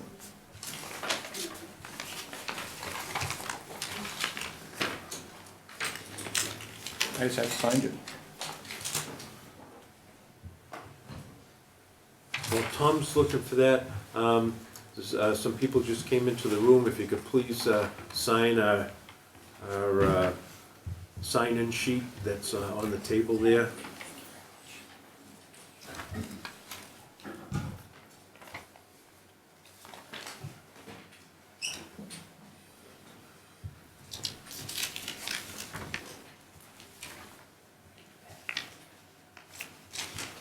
Alrighty.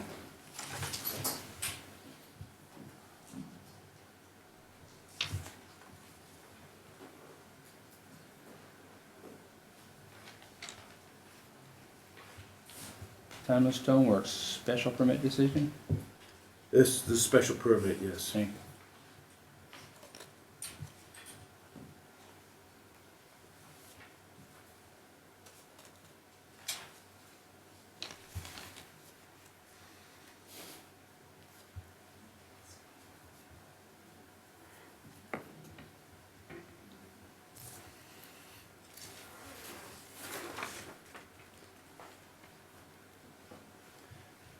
Alrighty, the planning board held a public hearing for the reference plans under section 2230 use regulations, 3100 site plan review, and 5300 special permit for the Carver zoning bylaw on February 8th, February 22nd, and closing the hearing on March 8th, 2022.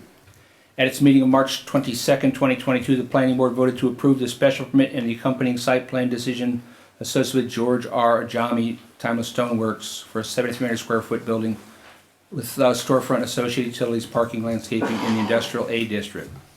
Findings. The board finds that the benefits of the proposed use outweighs any detrimental impacts on the town and the neighborhood in view of the particular characteristics of the site pursuant to sections 5300 and the specific criteria found therein. The planning board finds that the proposed third building is located on Tremont Street within an Industrial A zoning district. I'm really struggling with my mouse tonight, sorry about that. The planning board finds that the proposed third building is located on Tremont Street within an Industrial A zoning district, within a water resource district, and is allowed by special permit by the planning board, see separate site plan review decision. The proposed uses are retail sales with manufacturing or assembly and light manufacturing in a building less than 20,000 square feet. The light manufacturing is limited to some cleanup of completed products, limited to cleaners within household quantities. Pursuant to section 2330, multiple principal structures, the Assistant Deputy Fire Chief has reported that the Carver Fire Department does not have any concerns with the building placement in regard to causing danger from fire, and that the building space is acceptable and does not have any concerns with the emergency access. Conservation Commission has issued an order of conditions for the proposed building. Conditions. Prior to the issuance of a building permit, a true copy of the recorded decision is registered with Plymouth County Register of Deeds shall be submitted to the board. Plans must be constructed as approved. Any revision will require approval of the board as a modification of this decision. Fire notification suppression systems may be required under the current editions of the Massachusetts Fire Prevention Regulations and the Massachusetts State Building Code based on the building and occupancy classifications set by the building commissioner. For the applicant is responsible for the proper operance and maintenance of the site. During construction, sediment and erosion control shall be installed, repaired, and supplemented as needed. Dust controls are required during construction. 5, any outstanding balance of the review and inspection deposits shall be paid prior to the issuance of a certificate of occupancy. Any appeal of this decision must be filed pursuant to Massachusetts General Chapter 48, Section 17, shall be filed within 20 days of the filing of this decision with the town clerk. All right, thank you, Tom. All right, I move to approve the special permit application for George Arajami, Timeless Stoneworks, to add a third building with the conditions outlined in the decision dated March 22nd, 2022. I will make that motion. So, Mr. Shea made the motion, do I hear a second? Second. Ellen, second? Hold on a second. Okay, This is was the motion special- second? Yeah, this is is the it, special okay, permit? further discussion. This is the vote on the special permit. Right. Yep. Okay. Ellen and I were marked absent, Yes, because it was, so she won't be able to participate. Yeah. in the vote. You're right. it has to be, Both of us, Yeah. either one of us. it has to be a unanimous decision. And I'll that's second that next page on the vote of the board. The chair of the planning board, due to a previous absence of members John Gasky and Ellen Sordillo, designates associate member Rich Dion to vote for the purposes of acting on a special permit application in the case of absence. Okay, I'd like Rich Dion to vote, because we had 2 other members that missed the meeting for the special permit. All right, so Thanks, John, for pointing that out. those in favor, please say aye. Aye. Aye. Aye. Against? Okay, so that's, so that was approved by Mr. Shea, Mr. Mackey, Mr. Robinson, and Mr. Dion. Thank you. Thank you, guys. Okay, thank you. All right, under topics not reasonably anticipated by the chairman and within 48 hours in advance of the meeting, we were asked by Weathervane Development if they could be with us tonight to have an informal discussion about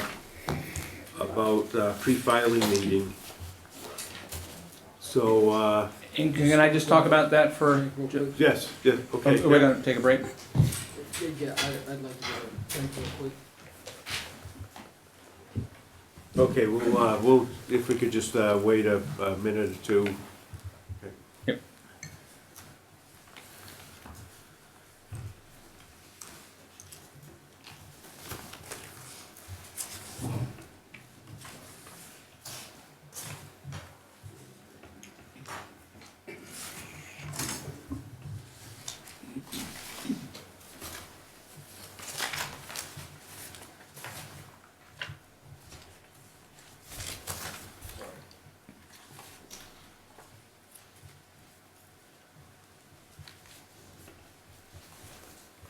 Right, so if I may, Mr. Chair. Yes. So I sent an email to members of the board earlier after we posted the agenda last week. I got an email from Sarah Stearns that said, remember we talked about coming to the board? So February 24th, I met with these guys, and we talked about having this informal discussion with the board.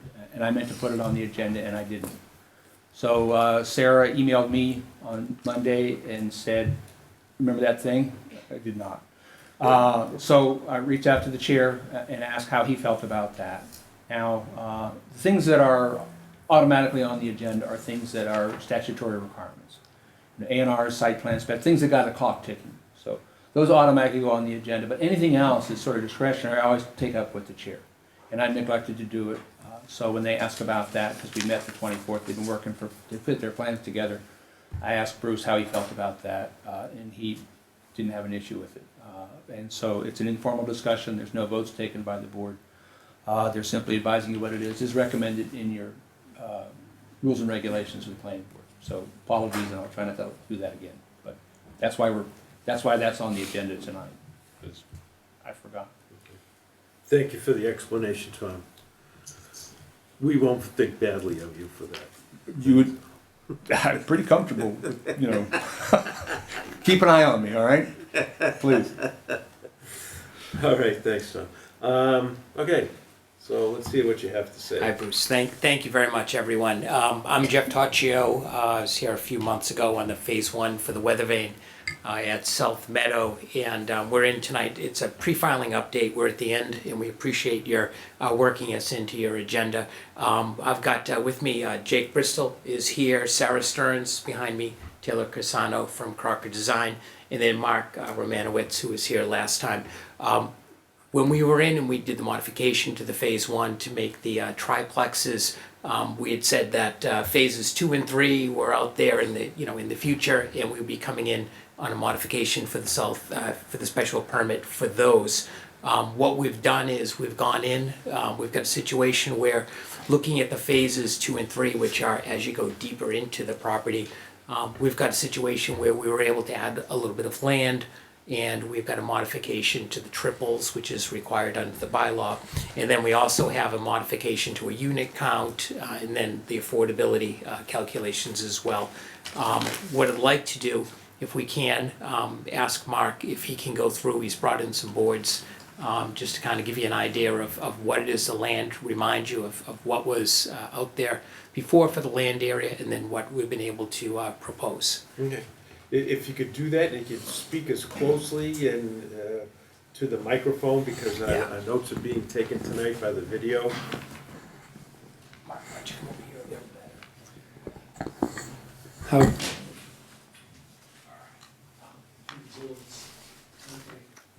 So, existing Phase 1 is located on South Meadow. That's where we last talked about the 24 homes turned into triplexes. We've since added the new land that Jeff spoke about, the land that attaches to Wade Street, as well as a parcel that goes right up to the ADA piece, Primary Box. So they're outlined in blue as new. What we've done is to extend the land plan using the triplexes that worked its way through, and we're calling this right now Phase 2. This would be open space, the Wade Street parcel. And Phase 3, so Phase 2 had 18 homes. Phase 3 has 24 for a total of 66 homes on site, all made up of the triplex plan. We're showing a pond here, probably an irrigation pond for the site, so we can keep it supplied. Probably a line pond, but we'll go through the details as we start to go through the engineering. So that shows the overall of the site. up of phase 2 and 3, so I didn't know how close we would be, seeing the sites. That would have been helpful earlier. Yeah, right. We all know what phase 1 is at this point. So, phase 2, the triplexes, we've moved the road. Originally, the road was located along the edge of the woodlands, or the open space line is staying the same. Actually moved the road further away from Wade Street, so we thought that was a benefit. And the triplexes, we tried to get as many that are located along the golf course or woodland views. So we've got cranberry bog views here, we've got woodland views here, and then these two interior homes have pond views. So we like the way the plans worked out. The triplexes are, as we go through the details, it's working out pretty well. It's starting to draw the architecture for the first phase and hopefully submitting a permit very soon. We went through the preliminary NULA calculation. So the only restriction we had was saying 65 feet off of the wetlands located here. So the calculation came up with 37.4 acres. There's for 55 housing, which we are, there's 2 homes per acre, so we come up with 74 homes. We're proposing 66, which pushes the affordable up to 10%, up to 7 homes on this site. Thanks. Open space, same basic calculation that we use, the overall calculation of the area. We cut that off at the wetlands. We've got 3 significant open space lots. This is the most substantial, going across close to the Wade Street properties. So a total roughly of 38 acres, 18 acres of open space, and we have 47% open space. The requirement is 30%, so we've really got an excess of open space. Same architecture we looked at before. I thought I would run through what's happening. So these were the 3 floor plans we discussed before. We've got 5 total plans that will interchange as we go through the site. So that we really have flexibility we can interchange those homes in a triplex any way we want. It makes it very easy for us. And the homes range from 1,770 square feet to 1,450. They're all 2-bedroom homes. We know we have a restriction of 15% maximum 3 bedrooms on site. Some of these homes have the option to add a 3rd bedroom. We'll have to start to track that as we have homeowners that want that. But we find that most empty nesters really want 1 bedroom, 1 bed, guest bedroom, and then home office, den space, those kinds of things. So we all have 2.5 baths and 2-car garages, and everybody gets 2 spaces in the front as well. So there's plenty of parking. That's just a blow up of the same plan that we looked at last month. I don't think we need to spend time on that.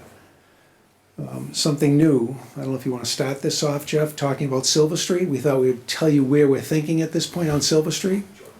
I'll do that from here So real this quick. this is another project Yep. altogether, Silver Street. Okay. Right, so, and I'll get up closer. So Silver Street's been out there as an opportunity for the town to be able to use the inclusionary zoning to kind of use the off-site factor to be able to get a kind of a bigger bang for the buck. You guys know that the town's subsidized housing inventory is only like 3.1%. So it's critical, any ideas that can be brought up to be able to get the number or the formula closer to a safe harbor is pretty important. What we're looking at doing in this instance, and Mark can go through some of the details, but it's an opportunity to come up with another 55 plus townhouse proposal under the bylaws. Basic was a 3,900. Be able to come up with something, but make it rental. So when you do a rental product, 100% of the units count against the subsidized housing inventory. So if we take, for example, the 7 affordables that are currently calculated for South Meadow, and then they wind up being moved over into this area, what happens is the 21 would require 2 affordable units. 2 plus the 7 gets us 9 out of 21 would be, qualifying for that affordability. The town would wind up getting a pretty big bang, overall with the number of total units. If you had, for example, the 21 units for Silver Street that Mark's gonna go through, plus the 66 that would be proposed off of South Meadow, that winds up being 87 units, but 21% of those would qualify against the SHI. That's 24%. So it winds up being a situation where the town can leverage that. We haven't done the numbers overall to see where that fits into the 3.1% or where you are for any of the calculations for the increase in the SHI. But it does give you a good opportunity to do that. Mark, if you can go through what we've got for Silver Street. This has been under agreement for quite some time. I know that there have been discussions through different administrations, but now we finally have an opportunity to take a look at it and be able to start running numbers now that we're starting to understand how South Meadow's starting to basically come together with the triplexes. Mark, if you want, grab that. Thank you. So this is Route 58.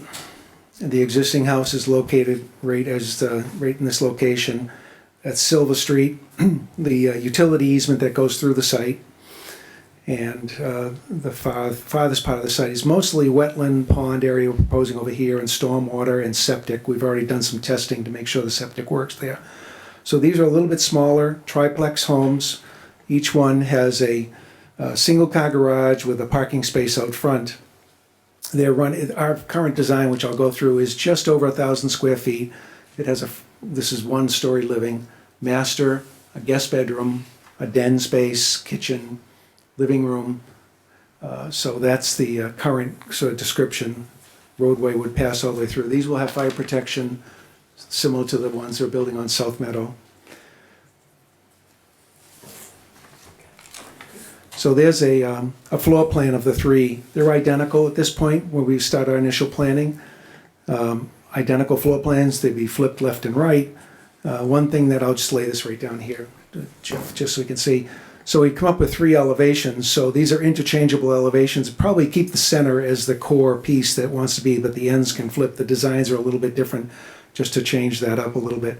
They're not very tall buildings. They might be 18 to 19 feet tall.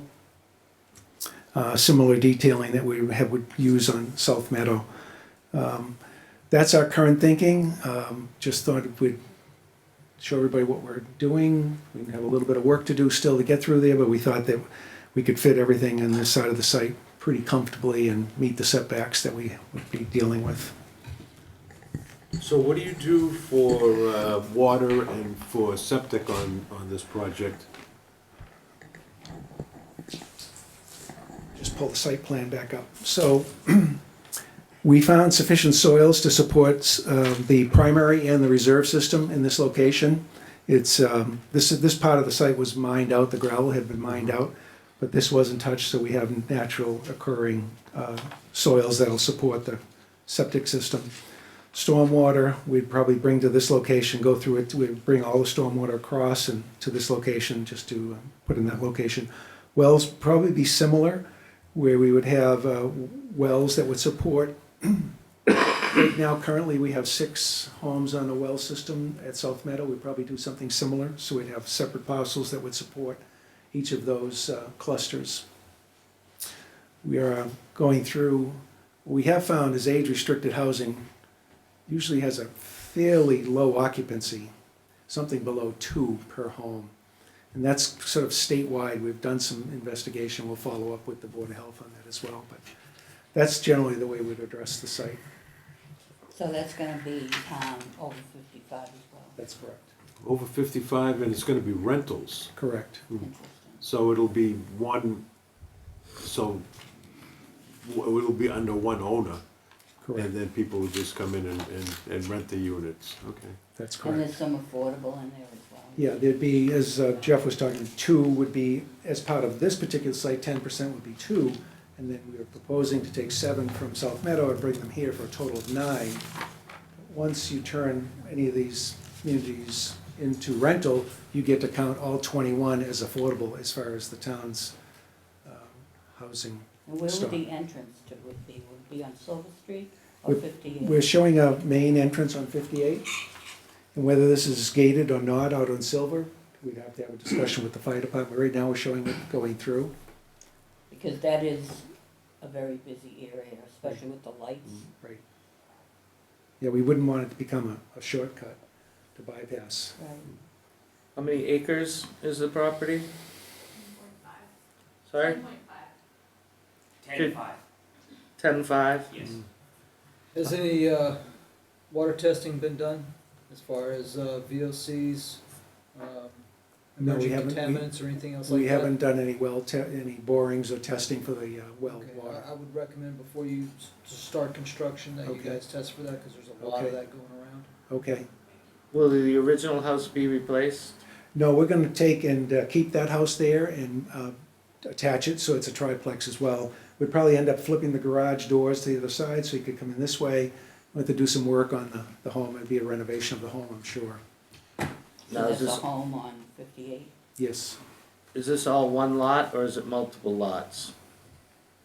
It's currently multiple lots. If you could, please come to the Yeah, mic. sorry. Yeah, and just identify, I'm Taylor Crisano for Carver Design Group. thank you. It's currently 2 lots that have been combined and then 12 Main Street. So we haven't combined 12 Main Street with the other 2.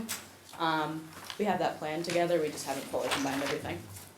Because I believe the house is under agreement, we just haven't officially closed on it. So, you're talking about taking the 7,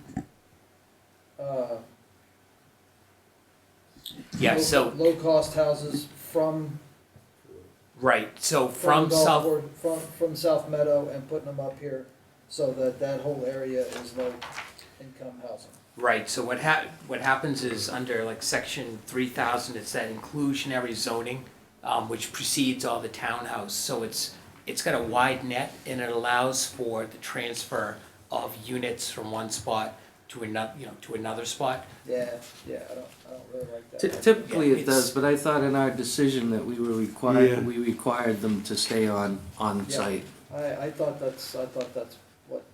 Yeah, yeah, if you- Homes per site. Yeah, Yeah, so what happened on the last one, the number was 6 because we had less numbers. So therefore, it should be 3 now, since you require more land and more houses. So it should be two and 3. Correct, and that's how we wound up getting the 7 number. So what we do is, as of right now, everything's attributed to South Meadow, so we'd have to come in to you folks when we do this, propose it, et cetera. So there's nothing automatic to it, so it would be, that's why we're in here now, to give you guys, Yeah. hey, this is what's been being developed over time, and this now, things are starting to come together. We would still have to come in and meet with you guys, make the proposal. So we're not saying, this is a done deal or anything like that, but like coming in, like the water testing, traffic, that's basically why we're here, to get your feedback. yeah, I think my biggest concern was, now, on the first phase, off of South Meadow, you're already gonna have your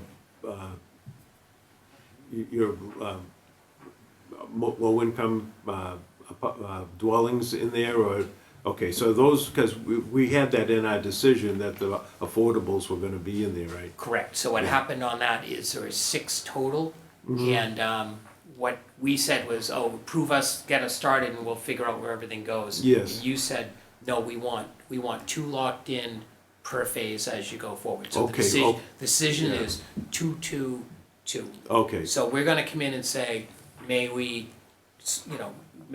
transit them over to Silver Street, so that'll be before you folks. so all. But of also as part of that, Mm. regardless of whether you guys say, yes or no, the number that will now be up is gonna be 7 instead of 6. So we anticipate it'll be, 2, 2, 3, because we're adding the extra land. The only problem with that, and the thing that we've run into in the past, is the affordable units are supposed to look like the units that they of the area that they came from. Right. So these, I mean, not that they're probably, I mean, they're gonna probably look really nice, but they are a different type of building than what's on Right. on South Meadow Road. So we've had problems where the state wouldn't recognize those as affordable units because they weren't, we had a subdivision and one of the affordable house was just a house, whereas the others had an addition off the side and a two-car garage. Yep. So when it came up for the state approval to make that on our count as an affordable, wouldn't do it because it didn't look similar to the other buildings in the area. Right, so if that's a concern, we believe that we comply with that law, because what'll happen is the affordables, you couldn't drive into Silver Street, for example, under this hypothetical and say, that's an affordable, that's a market, et cetera. So they all have to, they all have to be externally, indistinguishable. Same, yes. So we've done a lot of these, and you're right, and we have to watch out for things like Yeah, we just additions. have to make sure Yeah. that is transferable to another project where you're gonna have a different type of building. So you have 1, 2, 3, just to get me through, Yep. this 1, 2, 3, 4, 5, 6, and they're gonna have 3, so we have 18 units. 21. So, Right, 21, because of okay, 21. I did the same thing, it's got the existing house, so if you count the existing Oh, house. the existing house too, okay. But, so part of them will be affordable units, and part of them will be the full Market. scale, yeah. It would be 9 and 11 under this math, I believe. Did 9 and 11 add up to 21? Yeah, 10 and 11. I don't know how comfortable I am clustering My problem is all the low income in one area. buying Yeah. a house on Meadow, you're renting this house. I'm sorry, say that again? You're buying a house on Meadow, Right. where you're renting these. So it's totally different from moving 7. I know. Yeah. I know, and I get it, but the 100, I agree with that, but you wanna know what's interesting? A rental versus an ownership, what happens is the town gets more bang for its buck. So what happens is you got a situation where there were 2 projects in another town, one was condominiums, another was 195 unit with affordable but rental.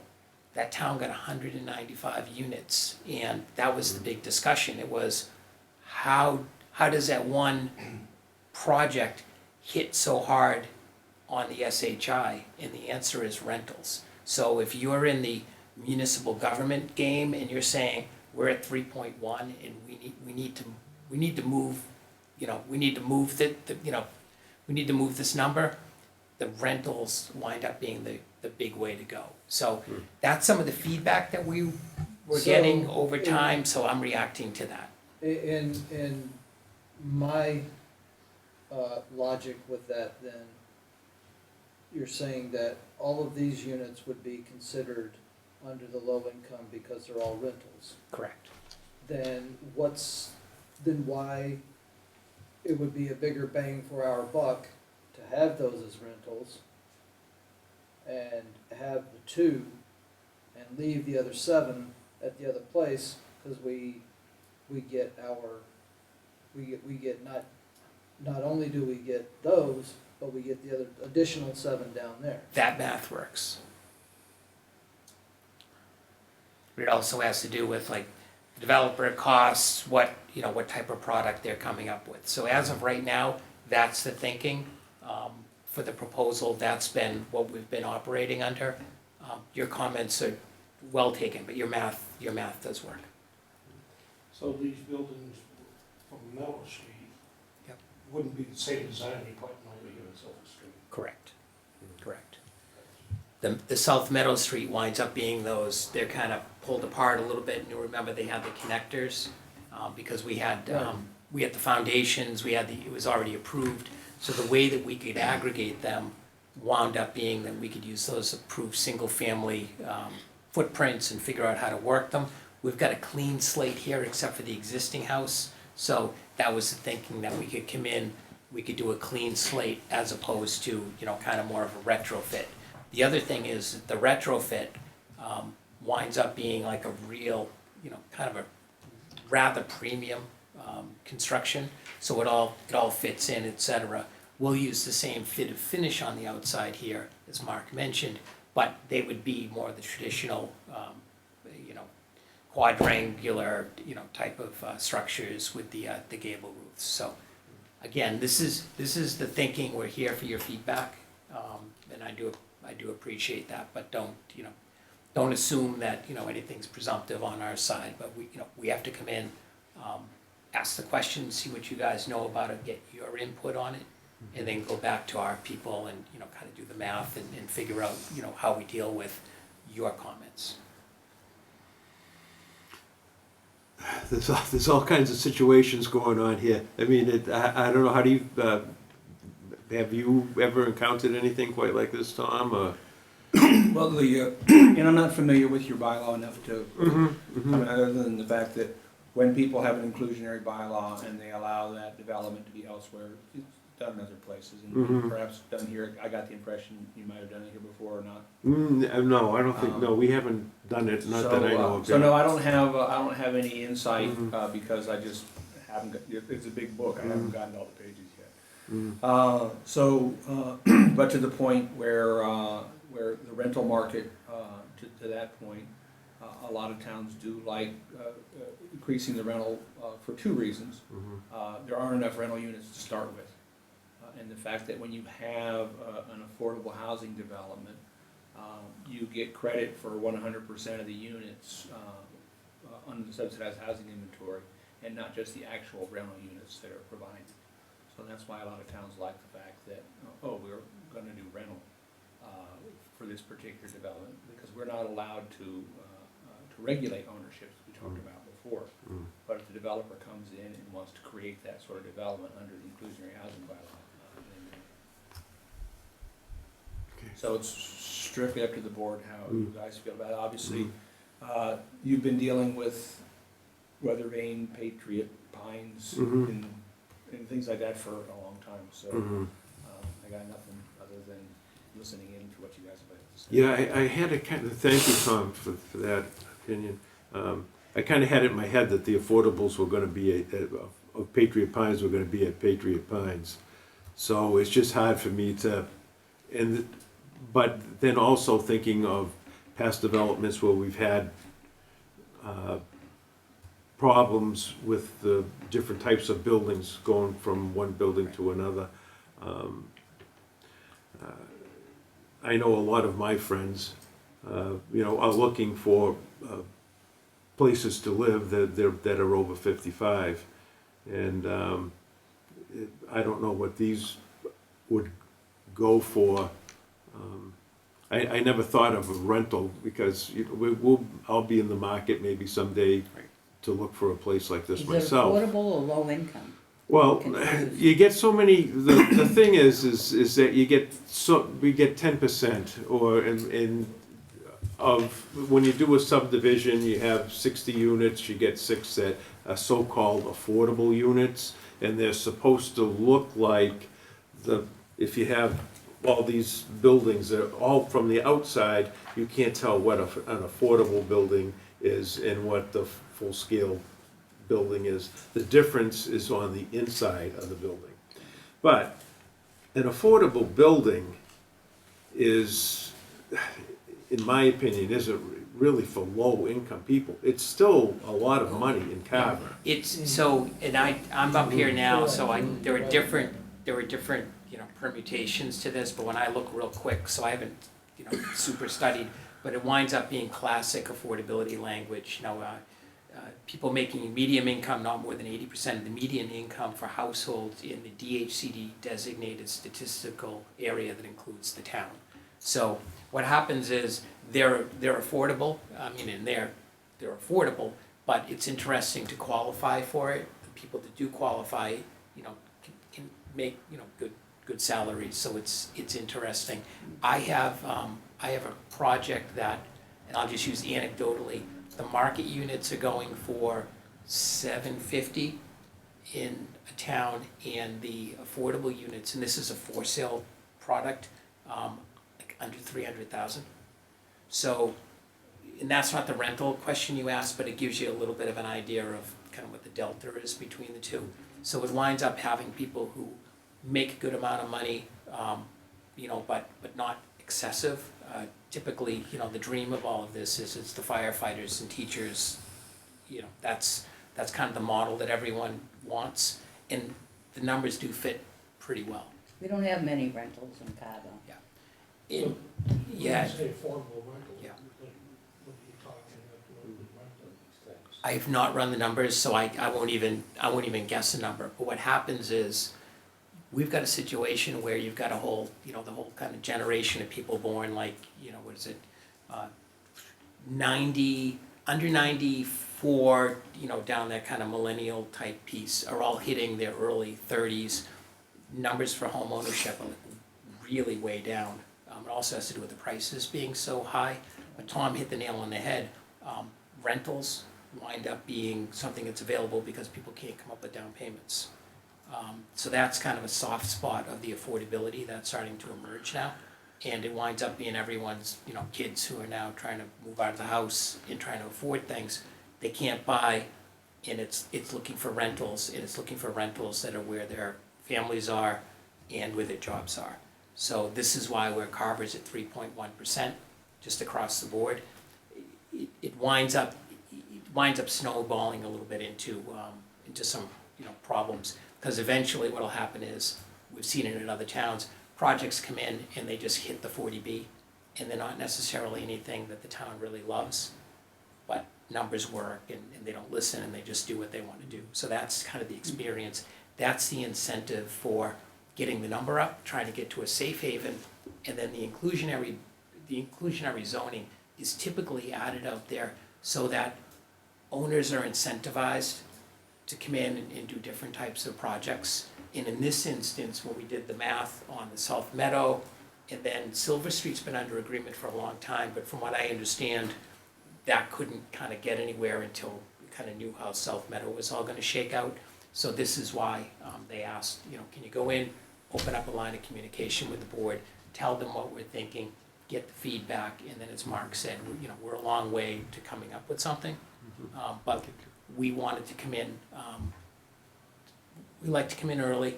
We're going to be associated with you folks. We're doing South Meadow. That's not gonna be built in a day. So we wanna make sure that we're doing things right and we're communicating with you guys. So we do appreciate the comments coming back, because we go back, you know, Friday morning. So do you go and less we go. than the median income of the town? Stay again, please. As far as the rentals, how do you come up with that number? So people wind up qualifying. It's not really the median of the town, it's the median of the statistical area. Which includes Boston. Which includes Yeah. Boston for Oh, Carver. wow. So it's Very up there. it's- So an affordable unit is still, it's still expensive. It's really interesting. So all of Plymouth County winds up being included in Boston, Yeah. which really skews the numbers. We've got a project up in Tewksbury, and the owners, you know, they're ready to do it, and they said, oh my God, we're not in the Boston zone. So the numbers really plummet up there. So that's kind of affecting on the pro forma, et cetera. So it's very interesting. It's done by a lottery. So what happens is people submit all the information. They go into a system that picks them for qualifying, and there's usually an agency that qualifies people and gets them into places. So the system works. It's just a lot of hoops to get through it so that you know, everyone's valid, et cetera. Yeah. Tom? Yeah, and just to clarify, sometimes I say a lot and people go, what? Poor people can't afford affordable housing. It's not low income.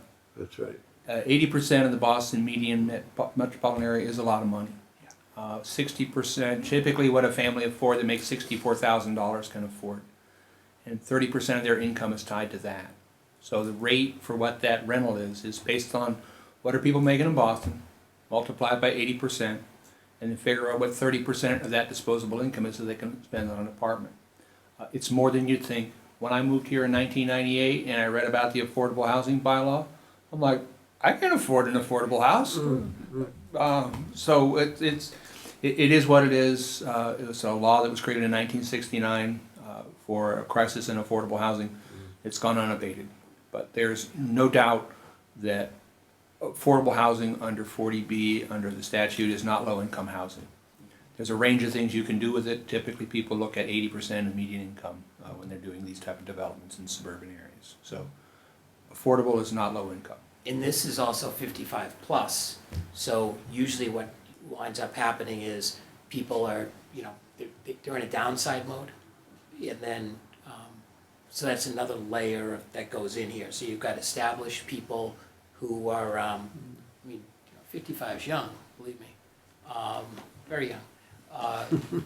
But you know, you've got a couple of different layers where you're trying to satisfy a strata of people out there that, you know, you may know or you may not know. But once these come in, people start to occupy them, you see what the trends are. You know, our experience is people at first go, oh no, you know, it's affordable, you know, subsidized housing, and then they come in, people get used to it, they make friends there, and it just, you know, kind of fits into the fabric. That's been our experience with the 40, you know. Is Carver ready for that? That's the question. Right, right. And then that's why, you know, that's why you guys are here. You know, we don't get to choose what we're going to do. We come in before you folks. We bring in traffic studies. We bring in, you know, we do the water. We have soils. You know, we make the presentation to you folks. You ask, what about, you know, the different, you know, units, et cetera. We present it to you, and then you folks, knowing the community and your experience, you judge it, and you approve it, you condition it, you deny it. It's, you know, that's part of the process. So what we're doing is we're coming in early and we're saying we're going to get South Meadow locked up, right? And it's going to be consistent with the phase one. We add the open space. I think everyone's going to feel good about that. The other thing is phase one is going to start to be completed. You're going to see what the quality and how that looks. So I think that's going to be a plus for everybody because you can see the product.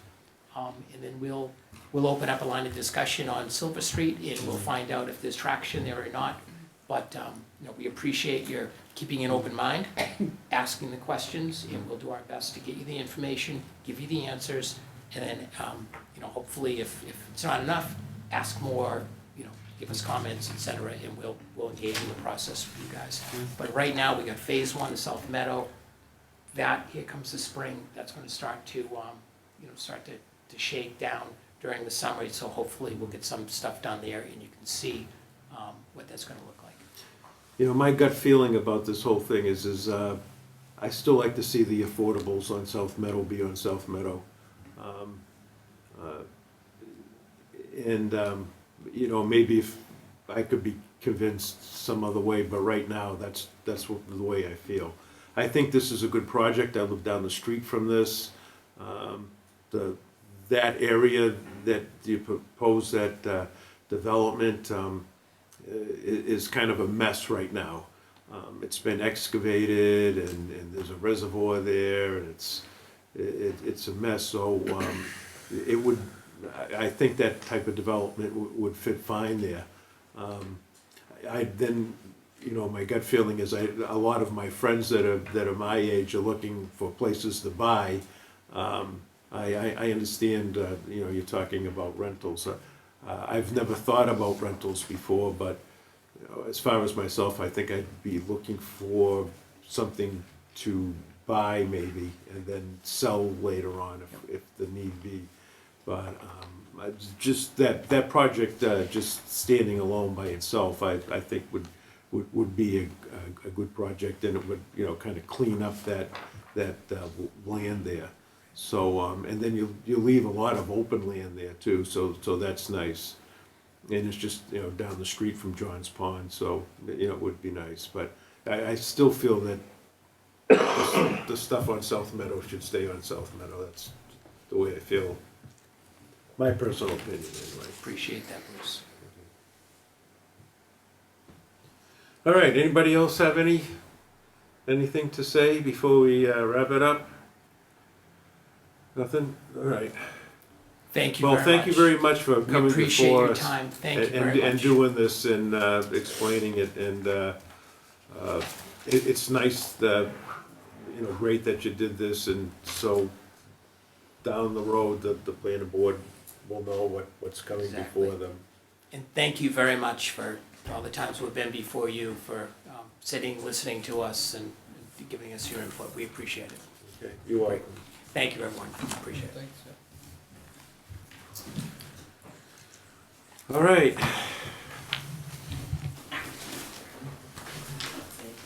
All right, we have, going on, we have planning board member notes. All I can say is we got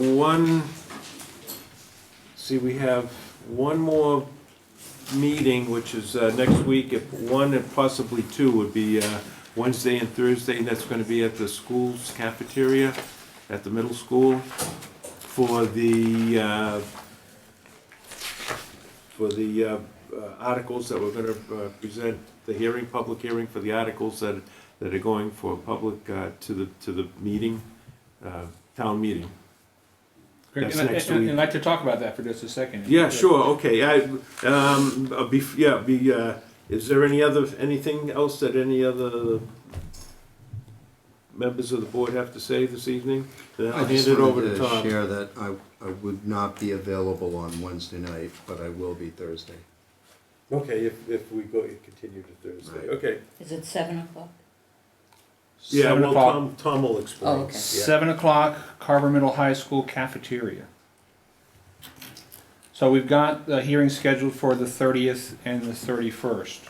And people have been saying, well, it's scheduled for the 31st just in case. But I'm here tonight to ask the board that we should definitely do the 31st, and for a specific reason. So last week, Connie and I met with the folks from Serpent, and we talked about the TDR bylaw. And so a lot of work's gone into this TDR bylaw. We talked to the folks at Serpent, they got us up to speed, we got all our latest documents. And one of the things we asked them is that, are you guys available to come and talk about this process and the whole concept and the work we've done to get to this point at town meeting? And they said that they'd be happy to do that. So what I suggested to them, without anybody's permission, by the way, is that, how about if we schedule you guys to come in on the 31st at the beginning of the meeting, so you don't have to sit all night to hear about all the fascinating things we're doing, but basically to start the night fresh on the 31st. Okay, so we'll do the 30th and the 31st, you're saying? So Oh, okay. so the TDR bylaw is the 11th article that's on the warrant for town meeting. So the first night are the RDA bylaw meetings, the RDA bylaw changes, the sign bylaw, and the select board's request for a moratorium on solar.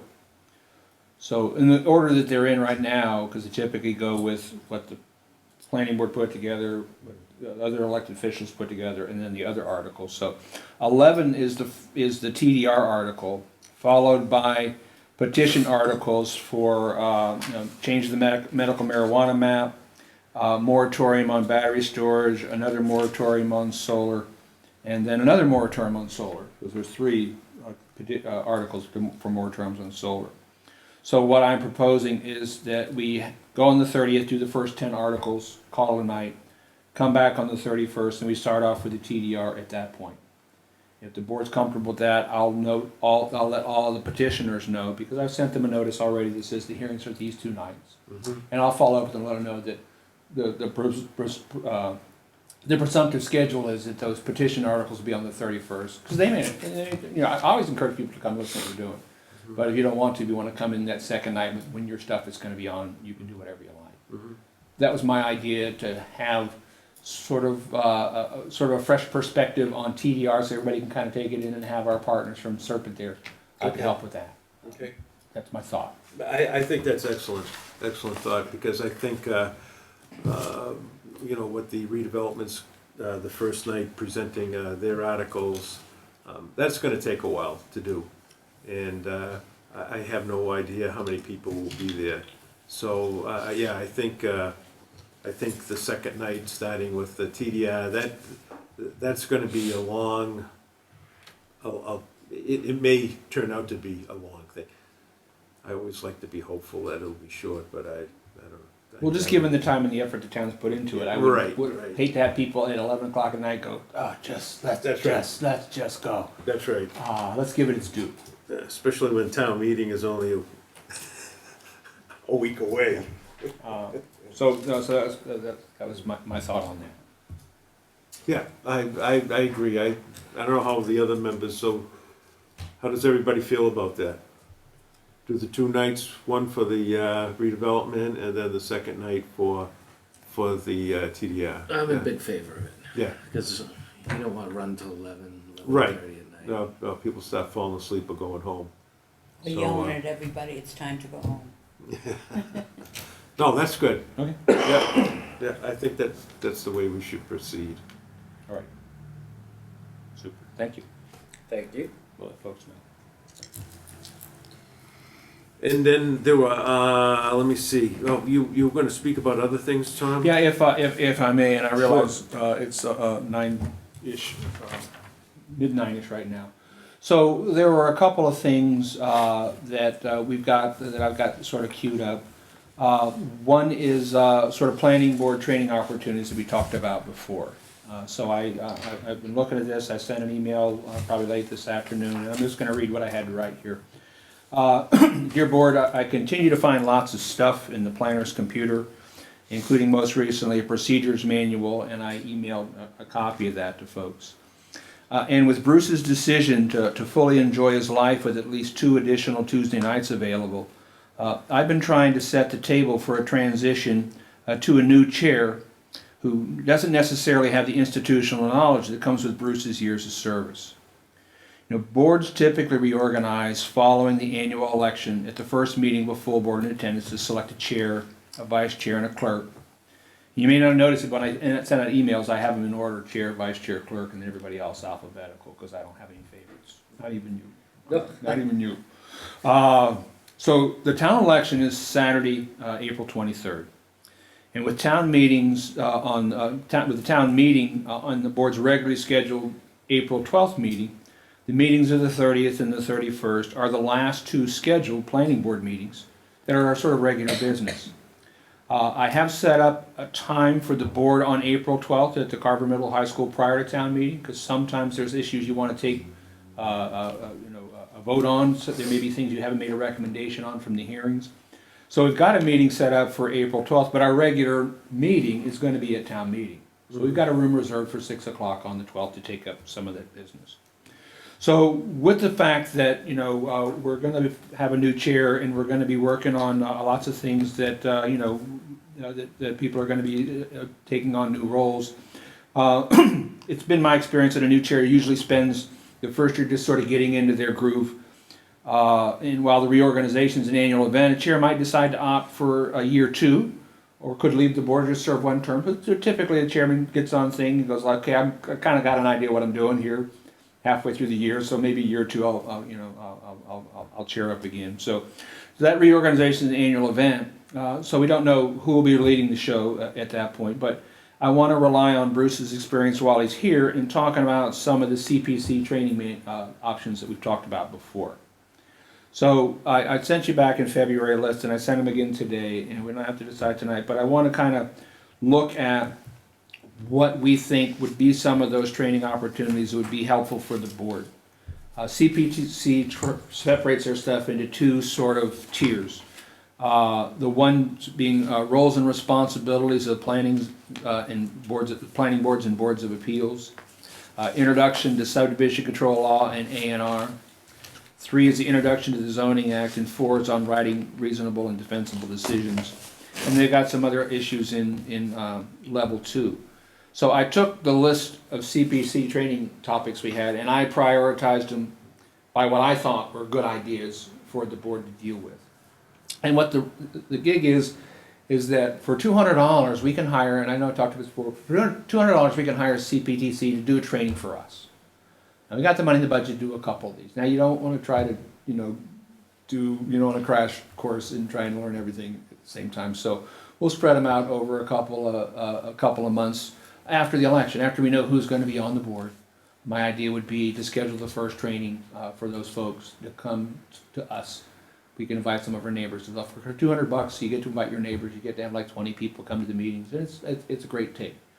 So those issues in order are, roles and responsibilities of the planning board, I think is the place you start.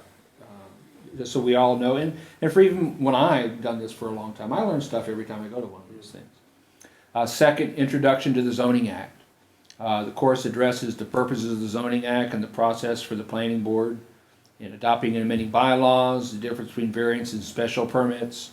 Of course, we'll talk about how zoning is enforced, and as well as the role of the Zoning Board of Appeals and variances with the Zoning Board of Appeals.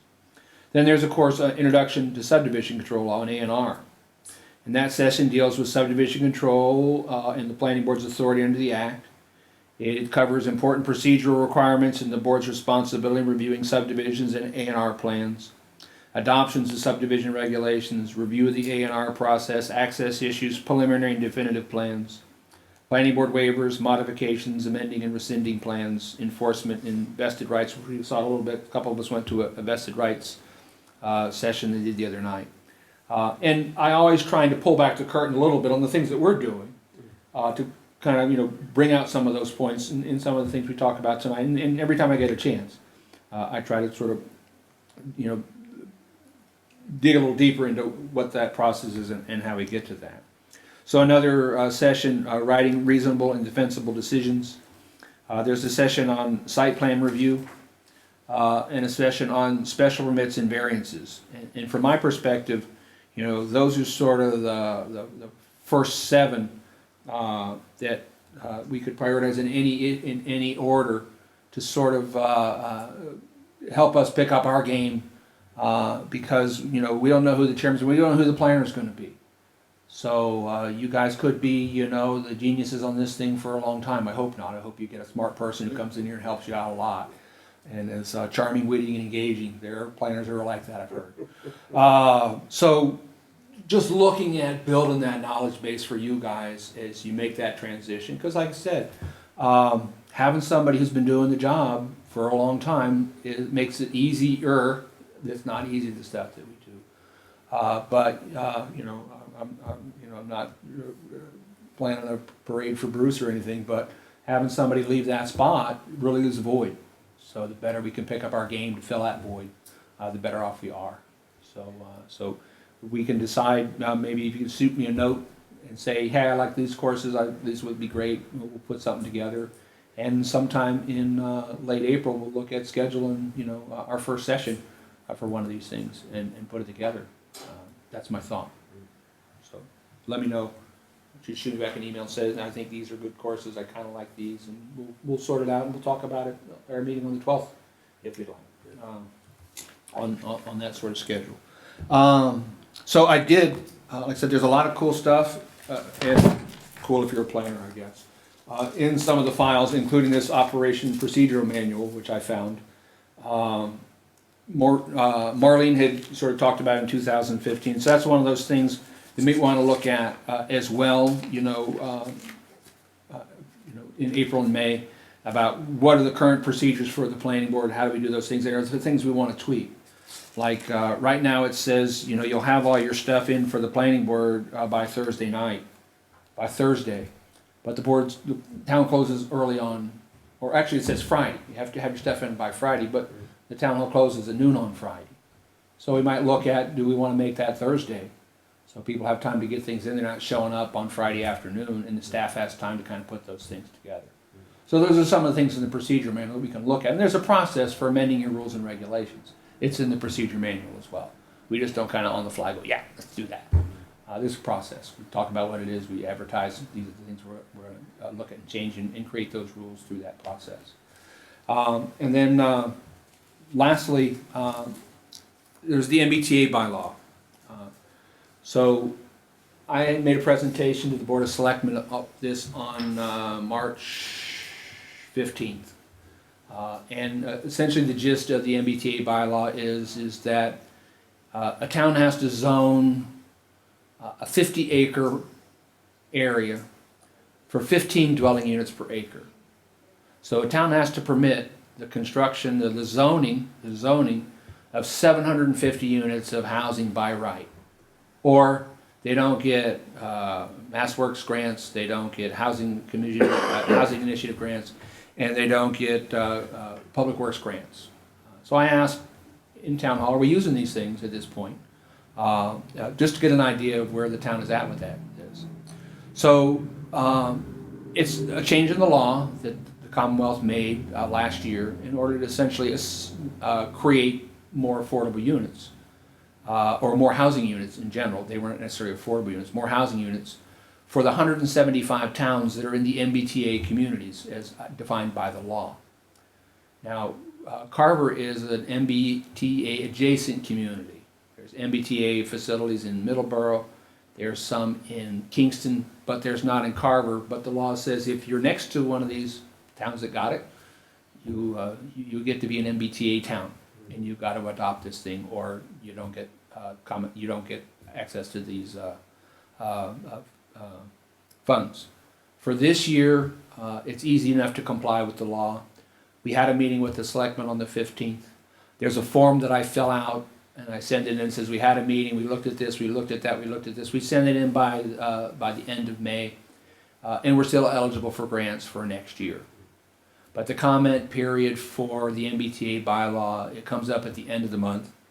And so what I did late this afternoon, and you don't mind passing those around?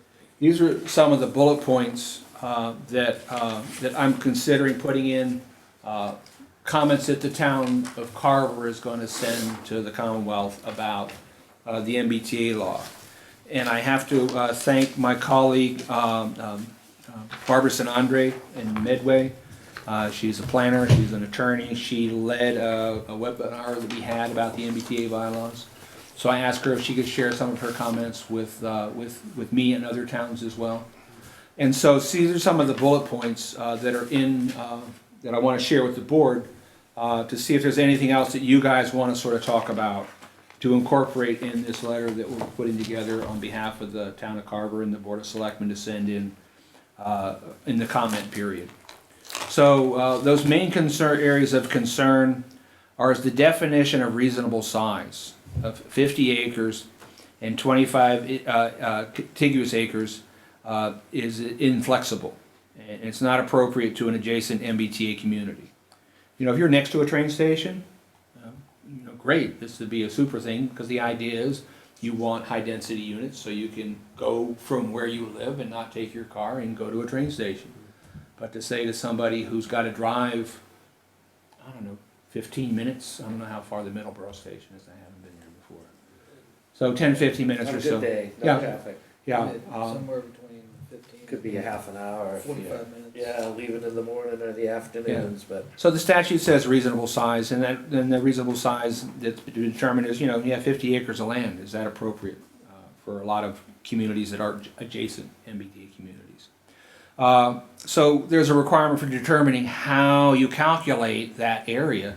And, for some towns, it's probably one of those things they can do. They got GIS, they got a planning staff to kind of look at developing the zoning, because the gist of the law is you can't say, oh, here's our 50 acres out here in the swamp.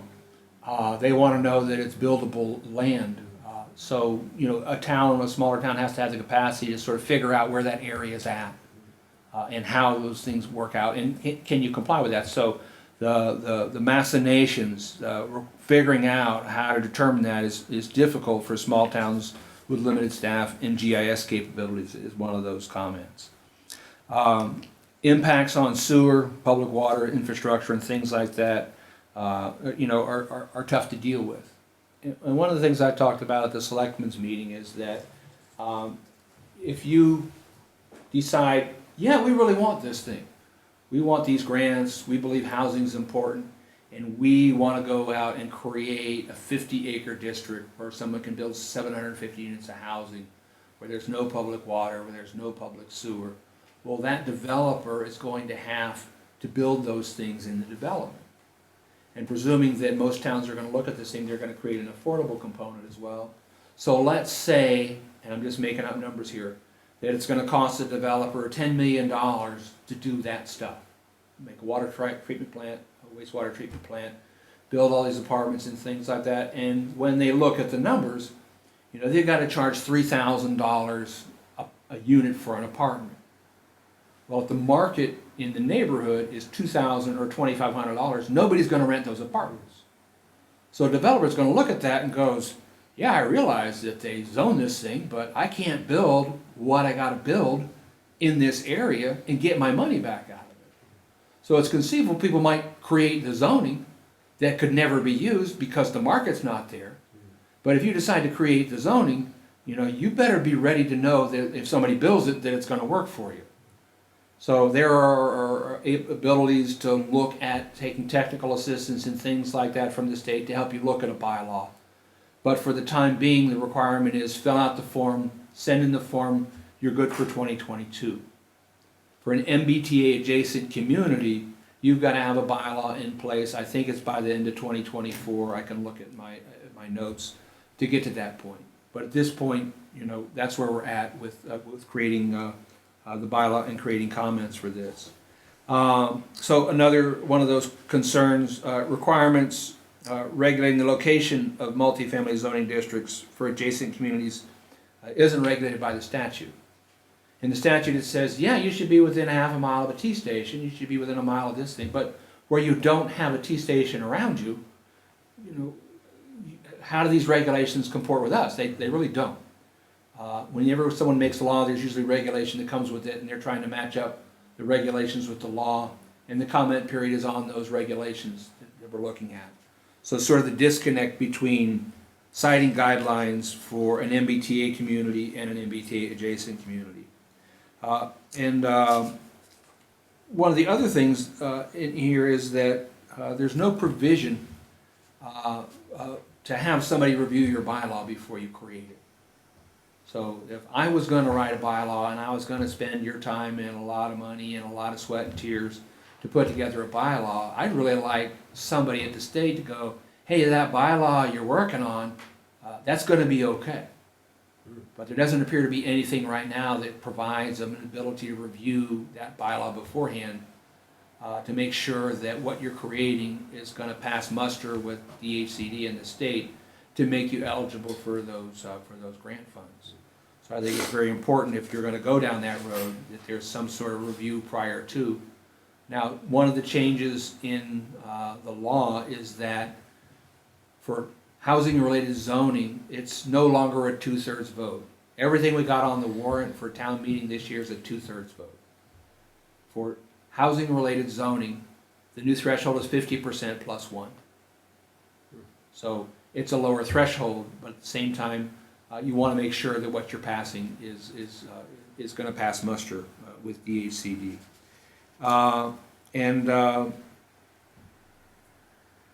And I have no idea what that last statement means. I'm not even going to try to explain it. It's 9 something at night, so I'm going to scratch out whatever that is. So that's the basic points that I'm going to be making in this draft letter. So if there's something in your mind that you want me to look at including in that, I'll be happy to include that in the draft. Mr. Fennessy and I are going to work on it together and send something in under the Board of Selectmen by the end of the month. Well, how much of this grant money and stuff like that has Carver historically taken, and how much are we looking at wanting in the future? Well, the money for Montello Street is a Public Works grant. That's the only one I know of. And then the intersection down by the high school, didn't the state pay for all the sidewalks and?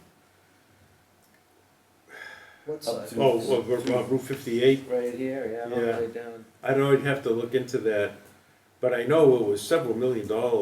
It was millions of dollars that we got for the development of North Carver and the new intersection and the road study and all that. It was a lot of money. Yeah, so these grants, so sometimes a road improvement is part of the TIP process, the transportation improvement process. You look at something you want to do, you put it on the list at the regional planning agency, and it rolls through the process as things get designed. And the state builds those things; those aren't necessarily grant funded. The things that were grant funded that I'm aware of in recent history is building that extension to Montello Street. That was a grant that VHB put together with the town of Carver to do that. But as far as the wide range of those grants, you know, they're not widely used necessarily in Carver. And for a lot of towns, towns are gonna say, well, you know, we don't really have the capacity to chase after grants anyhow. And there's other towns that are gonna say, well, you know, we don't want your money. We wanna do something, you know, affluent towns might say, well, we'll just have we'll have a fundraiser and we'll raise enough money to fix whatever we wanna fix without having to go through you, because there's no free money. You know, grants have requirements, other people's money, other people's rules. So, you know, there's a need for housing, there's a need for affordable housing. At what pace do you want to go is your decision. You know, 750 units required under this, you know, that's up to the town to decide they want to do that. But like I said, some towns will say, well, we don't have the money, we don't have the staff to go after grants and figure those things out. And other people will say, well, we don't want your money anyhow because we'll just fund it in-house. Yeah, I mean, something like that, you know, we gotta look at the strain on the fire department, emergency services. I mean, that's, Local infrastructure, yeah, the roads. that's a nightmare to Yeah. bring something like this in. Yeah, impacts on infrastructure, including public utilities, water, sewage capacity facilities, public waste, stormwater, emergency services, I mean, groundwater, wetlands. we have no functional municipal water source, and Well, we- the way things are coming in, our groundwater is garbage. And for us to write bylaws to take this into account, that alone is a year process, and that's gonna cost money, because for sure we're gonna want the SERP head to be involved in that. Yeah, well, there's a couple boxes on the checkbox application that we send in by May, and I'll share those with you as well, that says we want technical assistance, we want money for things like that. So at this point, we made the requirements for 2022. What do you want to do in 2023 and 2024 is a discussion for another day. But we hit the first stop of having the meeting. The second stop is any comments we have about the bylaw that are included in these bullet points that we're putting together for the Commonwealth to say, you know, you put this thing together, but here's how it impacts our town versus, you know, hanging Right, this 'cause country station right in the town or something. The impacts could be devastating to a small town as opposed to a Wellesley or Concord or. But as I said, if the market isn't there for a developer to get their money out of building something like that, then they're not gonna build it. You could conceivably say, yeah, we'll zone this thing. Who's gonna build it and who's gonna rent it? But then if they do, you go, damn, excuse me, I mean, dang, we didn't quite sort that out. So it's a process to get to that. And they don't, do they mention, like, could there be a requirement for 1/3, 1 bedroom, 1/3, 2 bedroom, or 55 and older? Thank you for bringing that up. The requirement for the bylaw are no age restrictions. So family friendly. So you cannot say age restricted, you cannot say 1s and 2s. And interesting thing is that most towns that have done an affordable housing production plan have done a market study and looked at what is our need here. So empty nesters, people starting off, most towns say, you know, we need 2-bedroom apartments, we need 1-bedroom apartments and things like that. The default for a 40B, when people come in and do a 40B and you're trying to create affordable units, the default is 3-bedroom and detached. That's what we see over and over again. And the market doesn't respond very well to those smaller units because the larger units, the market rate units underwrite the price of the affordable units. So if somebody's gonna build 2-bedroom units, they can't get as much for a 2-bedroom as they can for a 3-bedroom, and as we know, the affordables and the market rate's gotta look the same, so people are gonna build all 3-bedroom. So when you look at what you've got in your housing production plan that says, yeah, we need 2 bedrooms and 1-bedroom apartments, well, this law says you can't restrict them to that. And as I said at the selectmen's meeting, I think it was Ben Franklin who once said, there's 2 things you don't want to see made, sausage and legislation. And so when you look at the legislation that's been put together for this, it's about creating as many units for as many people as possible. They don't have a lever at this point to fine tune that to what might be more reflective to your housing production plan. So one of those comments as we get into that is likely is that this requirement for the statute doesn't comport with the needs we've identified in our housing production plan. And likely be one of those comments as well. Now, this isn't necessarily a 40B development, correct? No, it says housing. And it doesn't discriminate for inclusionary housing. In fact, we have an inclusionary housing bylaw here. So if we just straight up said, you know, easy as pie, 750 units, whatever our inclusionary housing requirement is, would comply to that development. But typically when you see something like this, you're put up the ante for 20-25% of those units being affordable. Something you see under 40R bylaw or under 40B bylaw. So that's my story. I'm drafting a letter. These are the bullet points. If you got something else you want to chime in, shoot me an email. We'll look at incorporating into the draft letter as well. Is there a public comment area as well? There is. Anybody can go on the. I'll send you guys a link to the and they basically have, we're writing a letter, but basically they have a comment sort of section on the bylaw. So I'll send it out to you guys tonight before I go home, so you'll have it in your inbox, whether you want to look at it tonight or tomorrow, something like that. I'll forward that stuff to you. Yeah, it would be nice to know, I know that there's been a lot of grants written, then there are people in town capable of writing grants. One grant that our first town planner that I work with here in Carver was a grant of to rehab homes, and it was with several towns like Plimpton, Halifax, Carver got together.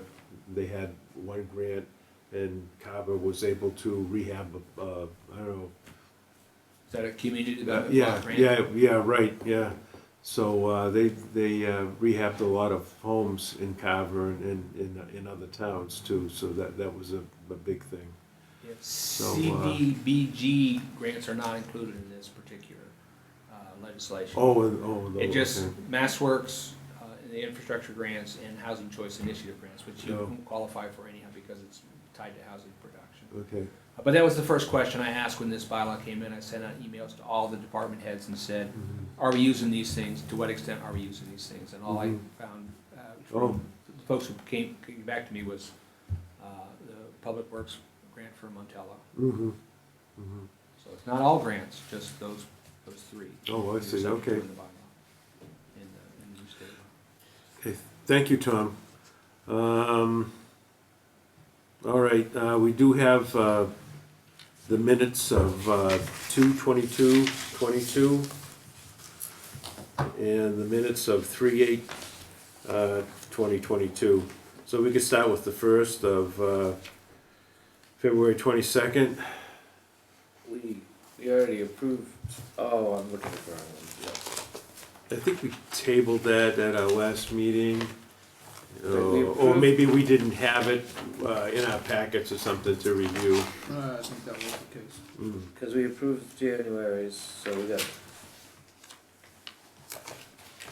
And February 8th was approved, so. Yes, The 22nd and March 8th. yes. I'll make a motion to approve the meeting minutes of February 22nd, 2022. A second. So a motion by Mr. Shea, second by Mr. Gatsky. Further discussion? Those in favor, please say aye. Aye. Opposed? Okay, so that was unanimous. Then we have March 8th, 2022.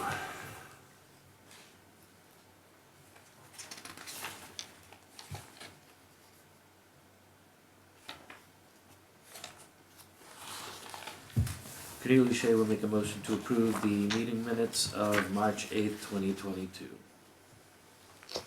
Give a second. Second. Ellen will second. Further discussion? Those in favor, please say aye. Aye. Opposed? Okay, so that's unanimous. All right, entertain a motion for adjournment. Hopefully we'll see everybody at the high school in 8 days and 9 days. Let's make it standing room only. And I have decisions you can sign on your way out. Cornelia Shea, so makes a motion to adjourn. Second that. And Ellen second, those in favor? Aye. Okay. And good night, thank you and good night.